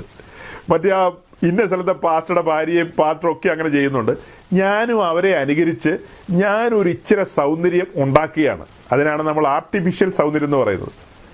ശരിക്കും നമ്മളെ ഓരോരുത്തരെയും ദൈവം എത്ര മനോഹരമായിട്ടാണ് സൃഷ്ടിച്ചിരിക്കുന്നത്. നമ്മെപ്പോലെ വേറൊരുത്തനില്ല, വേറൊരുത്തിയില്ല. അത്ര മനോഹരമായിട്ടാണ് നമ്മെ ഓരോരുത്തരെയും സൃഷ്ടിച്ചിട്ട് ദൈവം എന്താ പറഞ്ഞതെന്നറിയാവോ? കൊള്ളാം, നല്ലതെന്ന് കണ്ടു എന്നാണ് എഴുതിയിരിക്കുന്നത്. നമ്മൾ സ്വയം ചിന്തിക്കുകയാണ്. മറ്റേ പുള്ളിയുടെ ആലോചനയാണ്, അതാ വേറെ രസം. മറ്റേ പുള്ളി എന്താ പറഞ്ഞിരുന്നത്? അത്ര പോരാ കേട്ടോ, 4 ആളുടെ മുമ്പിലൊന്നും നിനക്ക് നിൽക്കാൻ പറ്റുമെന്ന് എനിക്ക് തോന്നുന്നില്ല, അതുകൊണ്ട് ചില ഞാത്തുകളൊക്കെ നിനക്ക് ആവശ്യമാണ്. അവിടെ ജന്മന കിഴുത്തിയൊന്നും ഇല്ലെങ്കിലും അതൊന്നും സാരമില്ലെന്നേ, ഒരു ഉറുമ്പ് കടിക്കുന്ന വേദനയുള്ളൂ, നിനക്ക് ഭംഗി വേണോ? അങ്ങനെ തന്നെ തോട്ടത്തിൽ ഒന്നും ചോദിച്ചതല്ലേ, നിനക്ക് സുന്ദരിയാകണോ? അങ്ങനെ ആക്കിയേക്കാം. നിനക്ക് സുന്ദരിയാകണോ? അങ്ങനെ തന്നെയാണ് തോട്ടത്തിൽ വന്നും ചോദിച്ചത് അല്ലേ. തിന്നാ നിങ്ങൾ ദൈവത്തെ പോലെ ആകുന്നു. ഈ പുള്ളി മീൻസ് തോട്ടത്തിൽ വന്ന പുള്ളി എന്തെന്നാ ഇപ്പോഴത്തെ ന്യൂജൻ പെണ്ണുങ്ങളോടും ന്യൂജൻ പാസ്റ്റർമാരോടും പറഞ്ഞു കൊടുക്കുന്നേ? സുന്ദരന്മാരും സുന്ദരികളും ഒക്കെ ആകണ്ടേ, ഇങ്ങനെയൊക്കെ ജീവിച്ചു പോയാൽ മതിയോ എന്നാ ചോദിക്കുന്നത്. അത് കേട്ട വഴി കേൾക്കാത്ത വഴി ആളുകൾ എടുത്തിയാടുകയാണ്. അങ്ങനെ വചനത്തിൽ ഇല്ലെന്നാ പറയുന്നത്. അങ്ങനെ വചനത്തിലുണ്ടോ? ഇങ്ങനെ വചനത്തിലുണ്ടോ? പുതിയ നിയമത്തിലുണ്ടോ? പഴയ നിയമത്തിലുണ്ടോ? ആ നിയമത്തിലുണ്ടോ ഈ നിയമത്തിലുണ്ടോ എന്നൊക്കെയാണ് ചോദിക്കുന്നത്. ഇപ്പം ഞാനൊരു നിയമമാണ് പറഞ്ഞത്. ഈ നിയമം എവിടെ ഉരുത്തിരിയുന്നതെന്നറിയാവോ? ഇത് കാൽവറിയിലെ ബലിപീഠത്തിലാണ് ഉരുത്തിരിയുന്നത്. അയ്യോ, നിന്റെ കണ്ണ് തുറന്നിട്ടില്ല ഉപദേശി. നീ എവിടെ നിന്നൊക്കെയോ കുറെ സാഹിബിന്റെ പുസ്തകം മേടിച്ച് പഠിച്ചിട്ട് ബുദ്ധിയിൽ പ്രസംഗിച്ചിട്ട് കാര്യമില്ല. കണ്ണ് തുറക്കപ്പെട്ട മനുഷ്യരായി പറയുന്നത് ഭയാനകമായ കാഴ്ചയാണ്. തകർത്ത് കളഞ്ഞു. അവന്റെ പുറ ഉഴവുചാല് പോലെ ഉഴുതു മറിച്ചു. ആ തിരുമേനി തകർക്കപ്പെട്ടു. എന്നെ വീണ്ടെടുക്കുവാൻ വേണ്ടി, എന്നെ നേടുവാൻ വേണ്ടി അതേ ബലിപീഠത്തിൽ ഞാൻ എന്നെ ഏൽപ്പിച്ചു കൊടുക്കുമ്പോൾ പിന്നെ ശേഷം മനുഷ്യരെ പോലെ ആയിരിക്കും എൻ്റെ ജീവിതം. ഞാനിനി എനിക്കായി ജീവിക്കുന്നില്ല എന്ന് വെച്ചാൽ ഗലാത്യലേഖനം 2:20 ചെറിയൊരു വിശദീകരണം തരേണ്ടതുണ്ട്. ഇന്ന് സമയം പോയതുകൊണ്ട് ഞാൻ അതിലേക്ക് പോകുന്നില്ല. കർത്താവ് അനുവദിച്ച് നമുക്ക് അടുത്ത ആഴ്ച അതിലേക്ക് പോകാം. അതായത് പകരക്കാരൻ എന്ന് പറയുന്ന ഒരു ആശയം ചില സഹോദരങ്ങൾ കഴിഞ്ഞ ദിവസം പറഞ്ഞു. നമ്മൾ പകരക്കാരനെ കണ്ടത് എവിടെയാണെന്നറിയോ? ബലിപീഠത്തിലാണ്. നമ്മുടെ രക്ഷയോടുള്ള ബന്ധത്തിൽ നമ്മുടെ കർത്താവ് യേശുക്രിസ്തു നമുക്ക് പകരക്കാരനായി ആ ശിക്ഷ ഏറ്റെടുത്തു. നാം പോകേണ്ട തീപ്പൊയ്കയിലേക്ക് നമുക്ക് പകരം അവൻ നടന്നു പോയിട്ട് നമ്മെ പിടിച്ചു മാറ്റി. ആ തീയിൽ നിന്ന് അവൻ നമ്മെ പിടിച്ചു മാറ്റി. എന്നിട്ട് അവൻ ആ തീയിലേക്ക് നടന്നുപോയി പകരക്കാരൻ എന്ന നിലയിൽ. അങ്ങനെയാണ് നാം ആ ശിക്ഷയിൽ നിന്ന് ഒഴിഞ്ഞത്. നാം രക്ഷയിലേക്ക് കടന്നു വന്നത്. ഇന്ന് രക്ഷ ആസ്വദിക്കുകയാണ്. നാം രക്ഷയുടെ സന്തോഷത്തിൽ നിൽക്കുകയാണ്. അങ്ങനെ നിൽക്കുമ്പോൾ ഇനി ജീവിക്കുന്ന ഞാനല്ല, എന്നിൽ ക്രിസ്തു അത്രയെന്ന് ഗലാത്യലേഖനത്തിലുണ്ട്. 2 കൊരിന്ത്യർ 5:14-15 വരുമ്പോൾ ക്രിസ്തുവിന്റെ സ്നേഹം ഞങ്ങളെ നിർബന്ധിക്കുന്നു. എല്ലാവർക്കും വേണ്ടി ഒരുവൻ മരിച്ചിരിക്കെ ഇനി ജീവിച്ചിരിക്കുന്നവർ തങ്ങൾക്കായിട്ടല്ല, തങ്ങൾക്ക് വേണ്ടി മരിച്ചുയർത്തവനായിട്ട് തന്നെ ജീവിക്കണം. എങ്ങനെയാ? ഇനി ജീവിച്ചിരിക്കുന്നവർ തങ്ങൾക്ക് വേണ്ടി മരിച്ചുയർത്തവനായിട്ട് ജീവിക്കണം. സ്വയത്തിൽ ജീവിക്കാൻ പാടില്ലെന്ന് വിശദീകരിക്കേണ്ട ചില മേഖലകളുണ്ട് അവിടെ. അപ്പൊ ചിലര് പറഞ്ഞുകൊണ്ട് വരുന്നത് എങ്ങനെയാ? ഇനി ക്രിസ്തു നമ്മിൽ ജീവിച്ചോളും, നാം ഒരു സൈഡ് പറ്റി അങ്ങ് ജീവിച്ചു പോക്കോ. ക്രിസ്തു നമ്മിൽ ജീവിക്കും, പിന്നെ നാമും അങ്ങ് ജീവിക്കും. ഭദ്രതയൊക്കെ ആയിട്ട് ബന്ധപ്പെടുത്തിയായി പറയുന്നത്. അതെങ്ങനെ അംഗീകരിച്ചു കൊടുക്കാൻ പറ്റും? അതിൻ്റെയൊക്കെ ആഴങ്ങൾ നമുക്ക് ചിന്തിക്കണം സഹോദരങ്ങളെ. ഇനി ജീവിക്കുന്ന ഞാനല്ല, എന്നിൽ ക്രിസ്തു അത്രേ. എഫേസ്യ ലേഖനത്തിലേക്ക് വരുമ്പോൾ പുറമേ ഉള്ളവൻ നാൾക്ക് നാൾ ക്ഷയിക്കണം, അകമേ ഉള്ളവൻ നാൾക്ക് നാൾ ശക്തിപ്പെടണം. അവനോ വളരെയണം ഞാനോ കുറയണം എന്ന് കേട്ടിട്ടില്ലേ? അപ്പം നമ്മൾ അനുദിനം വചനത്തിൽ വളരുന്നതും വചനപ്രകാരം ജീവിക്കുന്നതുമായിട്ടുള്ളൊരു ഒരു കാര്യമാണ്. വചനം എന്ന് പറഞ്ഞാൽ ആരാ? ക്രിസ്തു തന്നെയാണ് വചനം. ഇനി ജീവിക്കുന്ന ഞാനല്ല, എന്നിൽ ക്രിസ്തു അത്രേ എന്ന് പറയുമ്പോൾ അവിടെ മറ്റൊരു വെളിപ്പാടും കൂടി ഉണ്ടെന്ന് ആ വചനത്തിന്. നാം വചനപ്രകാരം ജീവിക്കുകയാണ്. ക്രിസ്തു ജീവിക്കുക എന്ന് പറയുമ്പോൾ വചനം നമ്മിൽ അപ്ലൈ ചെയ്യപ്പെടുകയാണ്. നാം വചനപ്രകാരം ചലിച്ചു തുടങ്ങുകയാണ്. നാം ക്രിസ്തുവിൻ്റെ പത്രങ്ങളാണ് എന്ന് കൊരിന്ത്യർ ലേഖനത്തിൽ വായിക്കുന്നില്ലേ? നാം ക്രിസ്തുവിൻ്റെ പത്രങ്ങളാണെന്ന്. നമ്മെ കാണുന്നവർ ആ വചനത്തിൽ ജീവിക്കുന്ന ഒരു ജീവിതമാണ് കാണേണ്ടത്. അതാണ് നിങ്ങൾ എൻ്റെ വചനത്തിൽ നിലനിന്നാൽ നിങ്ങൾ എൻ്റെ ശിഷ്യരായി എന്ന് പറയുന്നു. നാം അനുദിനം മരിക്കണം. അനുദിനം. അത് ഒറ്റ ദിവസം കൊണ്ട് സംഭവിക്കുന്ന കാര്യമല്ല. അത് ഒരു കണ്ടിന്യൂസ് ആയിട്ടുള്ള ഒരു പ്രോസസ്സാണ്. ദിവസേന മരിക്കുക എന്നാണ് പൗലോസ് അതിന് പറയുന്നത്. ദിവസേന മരിക്കുക. നാം നമ്മുടെ സ്വയത്തിന് മരിക്കുകയാണ്. അപ്പോൾ തന്നെ നാം ദൈവഹിതത്തിന് ഏൽപ്പിച്ചു കൊടുക്കുകയാണ്. ദൈവത്തിൻ്റെ വചനത്തിൽ നിലനിൽക്കുകയാണ്, വചനത്തിൽ ജീവിക്കുകയാണ്, ആത്മാവിനെ അനുസരിച്ച് മുൻപോട്ട് പോവുകയാണ്. വചനത്തിൽ നിലനിന്ന് ആത്മാവിനെ അനുസരിച്ച് മുൻപോട്ട് പോകുമ്പോൾ ലോകം കാണുന്നത് ക്രിസ്തു നമ്മിൽ ജീവിക്കുന്നതായിട്ടാണ്. ക്രിസ്തുവിൻ്റെ വചനത്തിന് നമ്മുടെ ജീവിതത്തിൽ ഇടമുണ്ടെന്നേ. ക്രിസ്തുവിൻ്റെ വചനത്തിന് നമ്മുടെ ജീവിതത്തിൽ ഇടമുണ്ട്. എല്ലാ കാര്യത്തിലും വചനത്തിന് പ്രാധാന്യം കൊടുത്ത് വചനം നമ്മിൽ അപ്ലൈ ചെയ്യപ്പെടുകയാണ്. അപ്പോൾ ക്രിസ്തു ജീവിക്കുന്നതിന് തുല്യമാണത്. അല്ലാതെ ചുമ്മാ ക്രിസ്തു എന്നെ ജീവിക്കുന്നുണ്ടെന്ന് പറഞ്ഞ് പൊടിയും തട്ടി എനിക്ക് ഇഷ്ടമുള്ള പോലെ കറങ്ങി നടക്കുകയല്ല. മനസ്സിലായോ? നാം വചനത്തിൽ നിലനിൽക്കണം. മറ്റുള്ളവർ വായിക്കണം ആ വചനം. നമ്മുടെ ജീവിതം കൊണ്ട് മറ്റുള്ളവർ വായിക്കണം. ക്രിസ്തുവിൻ്റെ പത്രങ്ങൾ എന്ന നിലയിൽ ക്രിസ്തുവിൻ്റെ പഠിപ്പിക്കലുകൾ, തൻ്റെ ഉപദേശം, തൻ്റെ വചനങ്ങൾ മറ്റുള്ളവർ നമ്മിലൂടെ വായിക്കുകയാണ്. ജനം നമ്മയല്ല കാണുന്നത്, ക്രിസ്തുവിൻ്റെ ഉപദേശത്തെയാണ് നമ്മിലൂടെ കാണുന്നത്. ക്രിസ്തുവിനെ തന്നെയാണ് കാണുന്നത്. ആ ഒരു നിലയിലേക്ക് വരണം. അപ്പം ഞാൻ കൺക്ലൂഡ് ചെയ്യുകയാണ്. സമയം ഒത്തിരി മുന്നോട്ട് പോയി. നമ്മൾ ഇന്ന് കണ്ടെത്തിയ കാര്യം എന്താ? ഈ ലോകത്തിലെ സകല മനുഷ്യരെയും നമ്മുടെ വലിയവനായ ദൈവം ആകർഷിക്കുന്നുണ്ട്. എല്ലാവരും രക്ഷപ്പെടണമെന്ന് അവിടുന്ന് ആഗ്രഹിക്കുന്നു. രക്ഷാകരമായ ദൈവകൃപ എല്ലാവർക്കും വേണ്ടിയാണ് ഉദിച്ചിരിക്കുന്നത്. പക്ഷെ അതെല്ലാവരും കണ്ടെത്തുന്നില്ല. എല്ലാവരും ആ രക്ഷ ആസ്വദിക്കുന്നില്ല. വലിയ പങ്ക് സുവിശേഷത്തോട് വികർഷിച്ച് അവരുടെ സ്വയത്തിൽ ജീവിച്ചു പോവുകയാണ്. അതാണ് നമ്മളിപ്പോൾ കാണുന്ന കാഴ്ചയെന്ന് പറയുന്നത്. ദൈവത്തിൻ്റെ മഹാകൃപയാൽ നമുക്ക് ഈ സത്യം മനസ്സിലാക്കുവാനും ആ ബലിപീഠത്തിൽ നമ്മെ തന്നെ ഏൽപ്പിച്ചു കൊടുക്കുവാനും ശിഷ്ടമുള്ള കാലം, അതായത് നമ്മുടെ മരണം വരെ അല്ലെങ്കിൽ കാഹളം ധരിക്കുന്നത് വരെ ആ കൃപയിൽ തന്നെ ഏൽപ്പിച്ചു കൊടുക്കുവാൻ. ആ കൃപയാണ് നമ്മെ ശിക്ഷിച്ചു വളർത്തേണ്ടത്. ആ കൃപയാണ് നമ്മെ അനുദിനം ഒരുക്കേണ്ടത്. നാം ആ കൃപയിലാണ്. ഒരു സൂചനയും കൂടെ പറയാം. നമ്മൾ പാപത്തിൻ്റെ പടുകുഴി കിടന്നപ്പോൾ സുവിശേഷം നമ്മെ കോരിയെടുത്തുകൊണ്ട് വന്നെന്ന് പറഞ്ഞല്ലോ ബലിപീഠത്തിൻ്റെ ചുവട്ടിലേക്ക്. ആ ബലിപീഠത്തിൻ്റെ ചുവട്ടിലേക്ക് വന്ന നാം രക്ഷ അനുഭവിക്കുകയാണ്. രക്ഷിക്കപ്പെട്ട നാം അവിടെ കൊണ്ട് തീരുന്നില്ല. രക്ഷിച്ചവനോട് ചേരുവാൻ സ്നാനമേൽക്കുന്ന കാര്യം പറഞ്ഞല്ലോ. എന്നാൽ ഈ യാത്രയിൽ അവനോട് പറ്റിച്ചേരുകയാണ് നാം. പറ്റിച്ചേർന്ന് കുഞ്ഞാടിൻ്റെ കാന്തയായി തീരുകയാണ്. അതാണ് ആ കൃപയുടെ പാരമ്യം എന്ന് പറയുന്നത്. രക്ഷിക്കപ്പെട്ട് ചുമ്മാ പുതിയ ഭൂമി വന്ന് അവസാനിക്കേണ്ട നാം അതിപരിശുദ്ധ സ്ഥലത്തിൻ്റെ അനുഭവത്തിലേക്ക് ലിഫ്റ്റ് ചെയ്യപ്പെടുകയാണ്. അതിപരിശുദ്ധ സ്ഥലത്തിൻ്റെ അനുഭവത്തിലേക്ക്. ഇതൊരു പഠനത്തിന് വേണ്ടി പറയുന്ന കേട്ടോ. ഒരു ചങ്ങാതി കഴിഞ്ഞ ദിവസം കമൻറ്റുമായിട്ട് വന്നു. ഇതൊരു പഠനത്തിന് വേണ്ടി മാത്രം പറയുന്നതാണ്. അതിപരിശുദ്ധ സ്ഥലത്തിൻ്റെ അനുഭവത്തിലേക്ക്. അതായത് നാം ലിഫ്റ്റ് ചെയ്യപ്പെടുകയാണ്. ലിഫ്റ്റ് ചെയ്യപ്പെടുന്ന എങ്ങോട്ടാ? പുതിയ യെരൂശലേമിൻ്റെ അനുഭവത്തിലേക്ക്, അല്ലേ? ജയാളികളുടെ സംഘത്തിലേക്ക്, സിംഹാസനത്തിലേക്ക്. അതിനൊക്കെ നമ്മൾ യോഗ്യരാണോ? നമ്മുടെ കഴിവുകൊണ്ടോ മിടുക്കുകൊണ്ടോ വിശുദ്ധിയുടെ എന്തെങ്കിലും കൊണ്ടോ അല്ലെ ഭക്തിയുടെ കേമത്വം കൊണ്ടല്ലോ ആണോ? ഒന്നുമല്ല. മഹാകൃപയാണ്. നാം കേട്ട സത്യത്തിന് മുമ്പാകെ നമ്മെ തന്നെ നാം സമർപ്പിച്ചു. ആ സമർപ്പണാനുഭവത്തിൽ തന്നെ തുടരുവാൻ കൃപ ലഭിച്ചു നമുക്ക്. അങ്ങനെ നാം ആ മഹത്തരമായ അനുഭവങ്ങളിലേക്ക് പ്രവേശിക്കുകയാണ്. ജസ്റ്റ് ഒരു കാഹളത്തിന് വേണ്ടി മാത്രം നമ്മൾ കാത്തിരിക്കുന്നു. ഒരു കാഹളം മാത്രം. ആ കാഹളം കേൾക്കുമ്പോൾ വിശുദ്ധ ജീവിതം നയിക്കുന്ന ഭക്തന്മാർ തിരശീലയ്ക്കപ്പുറം ഒരു തിരശീല മാത്രം. 1-ാം സ്വർഗം, 2-ാം സ്വർഗം, അതും കഴിഞ്ഞ് 3-ാം സ്വർഗത്തിൻ്റെ അനുഭവത്തിലേക്ക്, ഉത്തരഗിരിയായ സിയോനിലേക്ക് ആ കാഹളം നമ്മെ ലിഫ്റ്റ് ചെയ്യും. അതിനുവേണ്ടി നമ്മൾ ആവലോടെ കാത്തിരിക്കുകയാണ്. അപ്പോൾ അതിനുവേണ്ടി നമ്മൾ ആവലോടെ കാത്തിരിക്കുകയാണെങ്കിൽ ആ സമർപ്പണാനുഭവത്തിൽ തന്നെ നാം തുടരേണ്ടതുണ്ട്. ഓർക്കണം, രക്ഷയിൽ കണ്ടീഷൻസ് ഒന്നുമില്ല. രക്ഷ സൗജന്യമാണ്, കുഞ്ഞാടിൻ്റെ ദാനമാണ്. എന്നാൽ മുൻപോട്ടുള്ള പ്രയാണത്തിൽ നാം ആ സമർപ്പണത്തിലായിരിക്കണം. കണ്ടീഷൻസ് ഉണ്ട്. അനുദിനം ക്രൂശ് എടുക്കണം. നാം നുകത്തിൻ കീഴിലേക്ക് വരേണ്ടതുണ്ട്. എങ്കിൽ മാത്രമേ ഒരുക്കം പൂർത്തീകരിക്കപ്പെടുകയുള്ളൂ. നാം ഇടുക്കമുള്ള വാതിലും ഞെരുക്കമുള്ള വഴിയൊക്കെ കണ്ടെത്തേണ്ടതുണ്ട്. അങ്ങനെ നമ്മുടെ ക്രിസ്തീയ ജീവിതം ധന്യമാക്കേണ്ടതുണ്ട്. ഇവിടെ ഈ പറയപ്പെട്ട സെമി പെലേജിനിയസോ ഒന്നും എൻ്റെ മുമ്പിലിരിക്കുന്ന സഹോദരങ്ങൾക്ക് ഇതിനെക്കുറിച്ച് ഒരു ഗ്രാഹ്യം ഉണ്ടെന്ന് എനിക്ക് തോന്നുന്നില്ല. നിങ്ങളാരും എന്തെങ്കിലും പ്രവൃത്തിയിൽ ആശ്രയിക്കുകയോ സർക്കസുകളിലൂടെ രക്ഷയിലെത്താമെന്നോ ഒക്കെ ചിന്തിക്കുന്ന മനുഷ്യരാണെന്ന് ഞാൻ ചിന്തിക്കുന്നില്ല. അതുകൊണ്ടാണ് അങ്ങനെയുള്ള കാര്യങ്ങളൊന്നും ഇതിനു മുമ്പ് ഞാൻ പറയാതിരുന്നത്.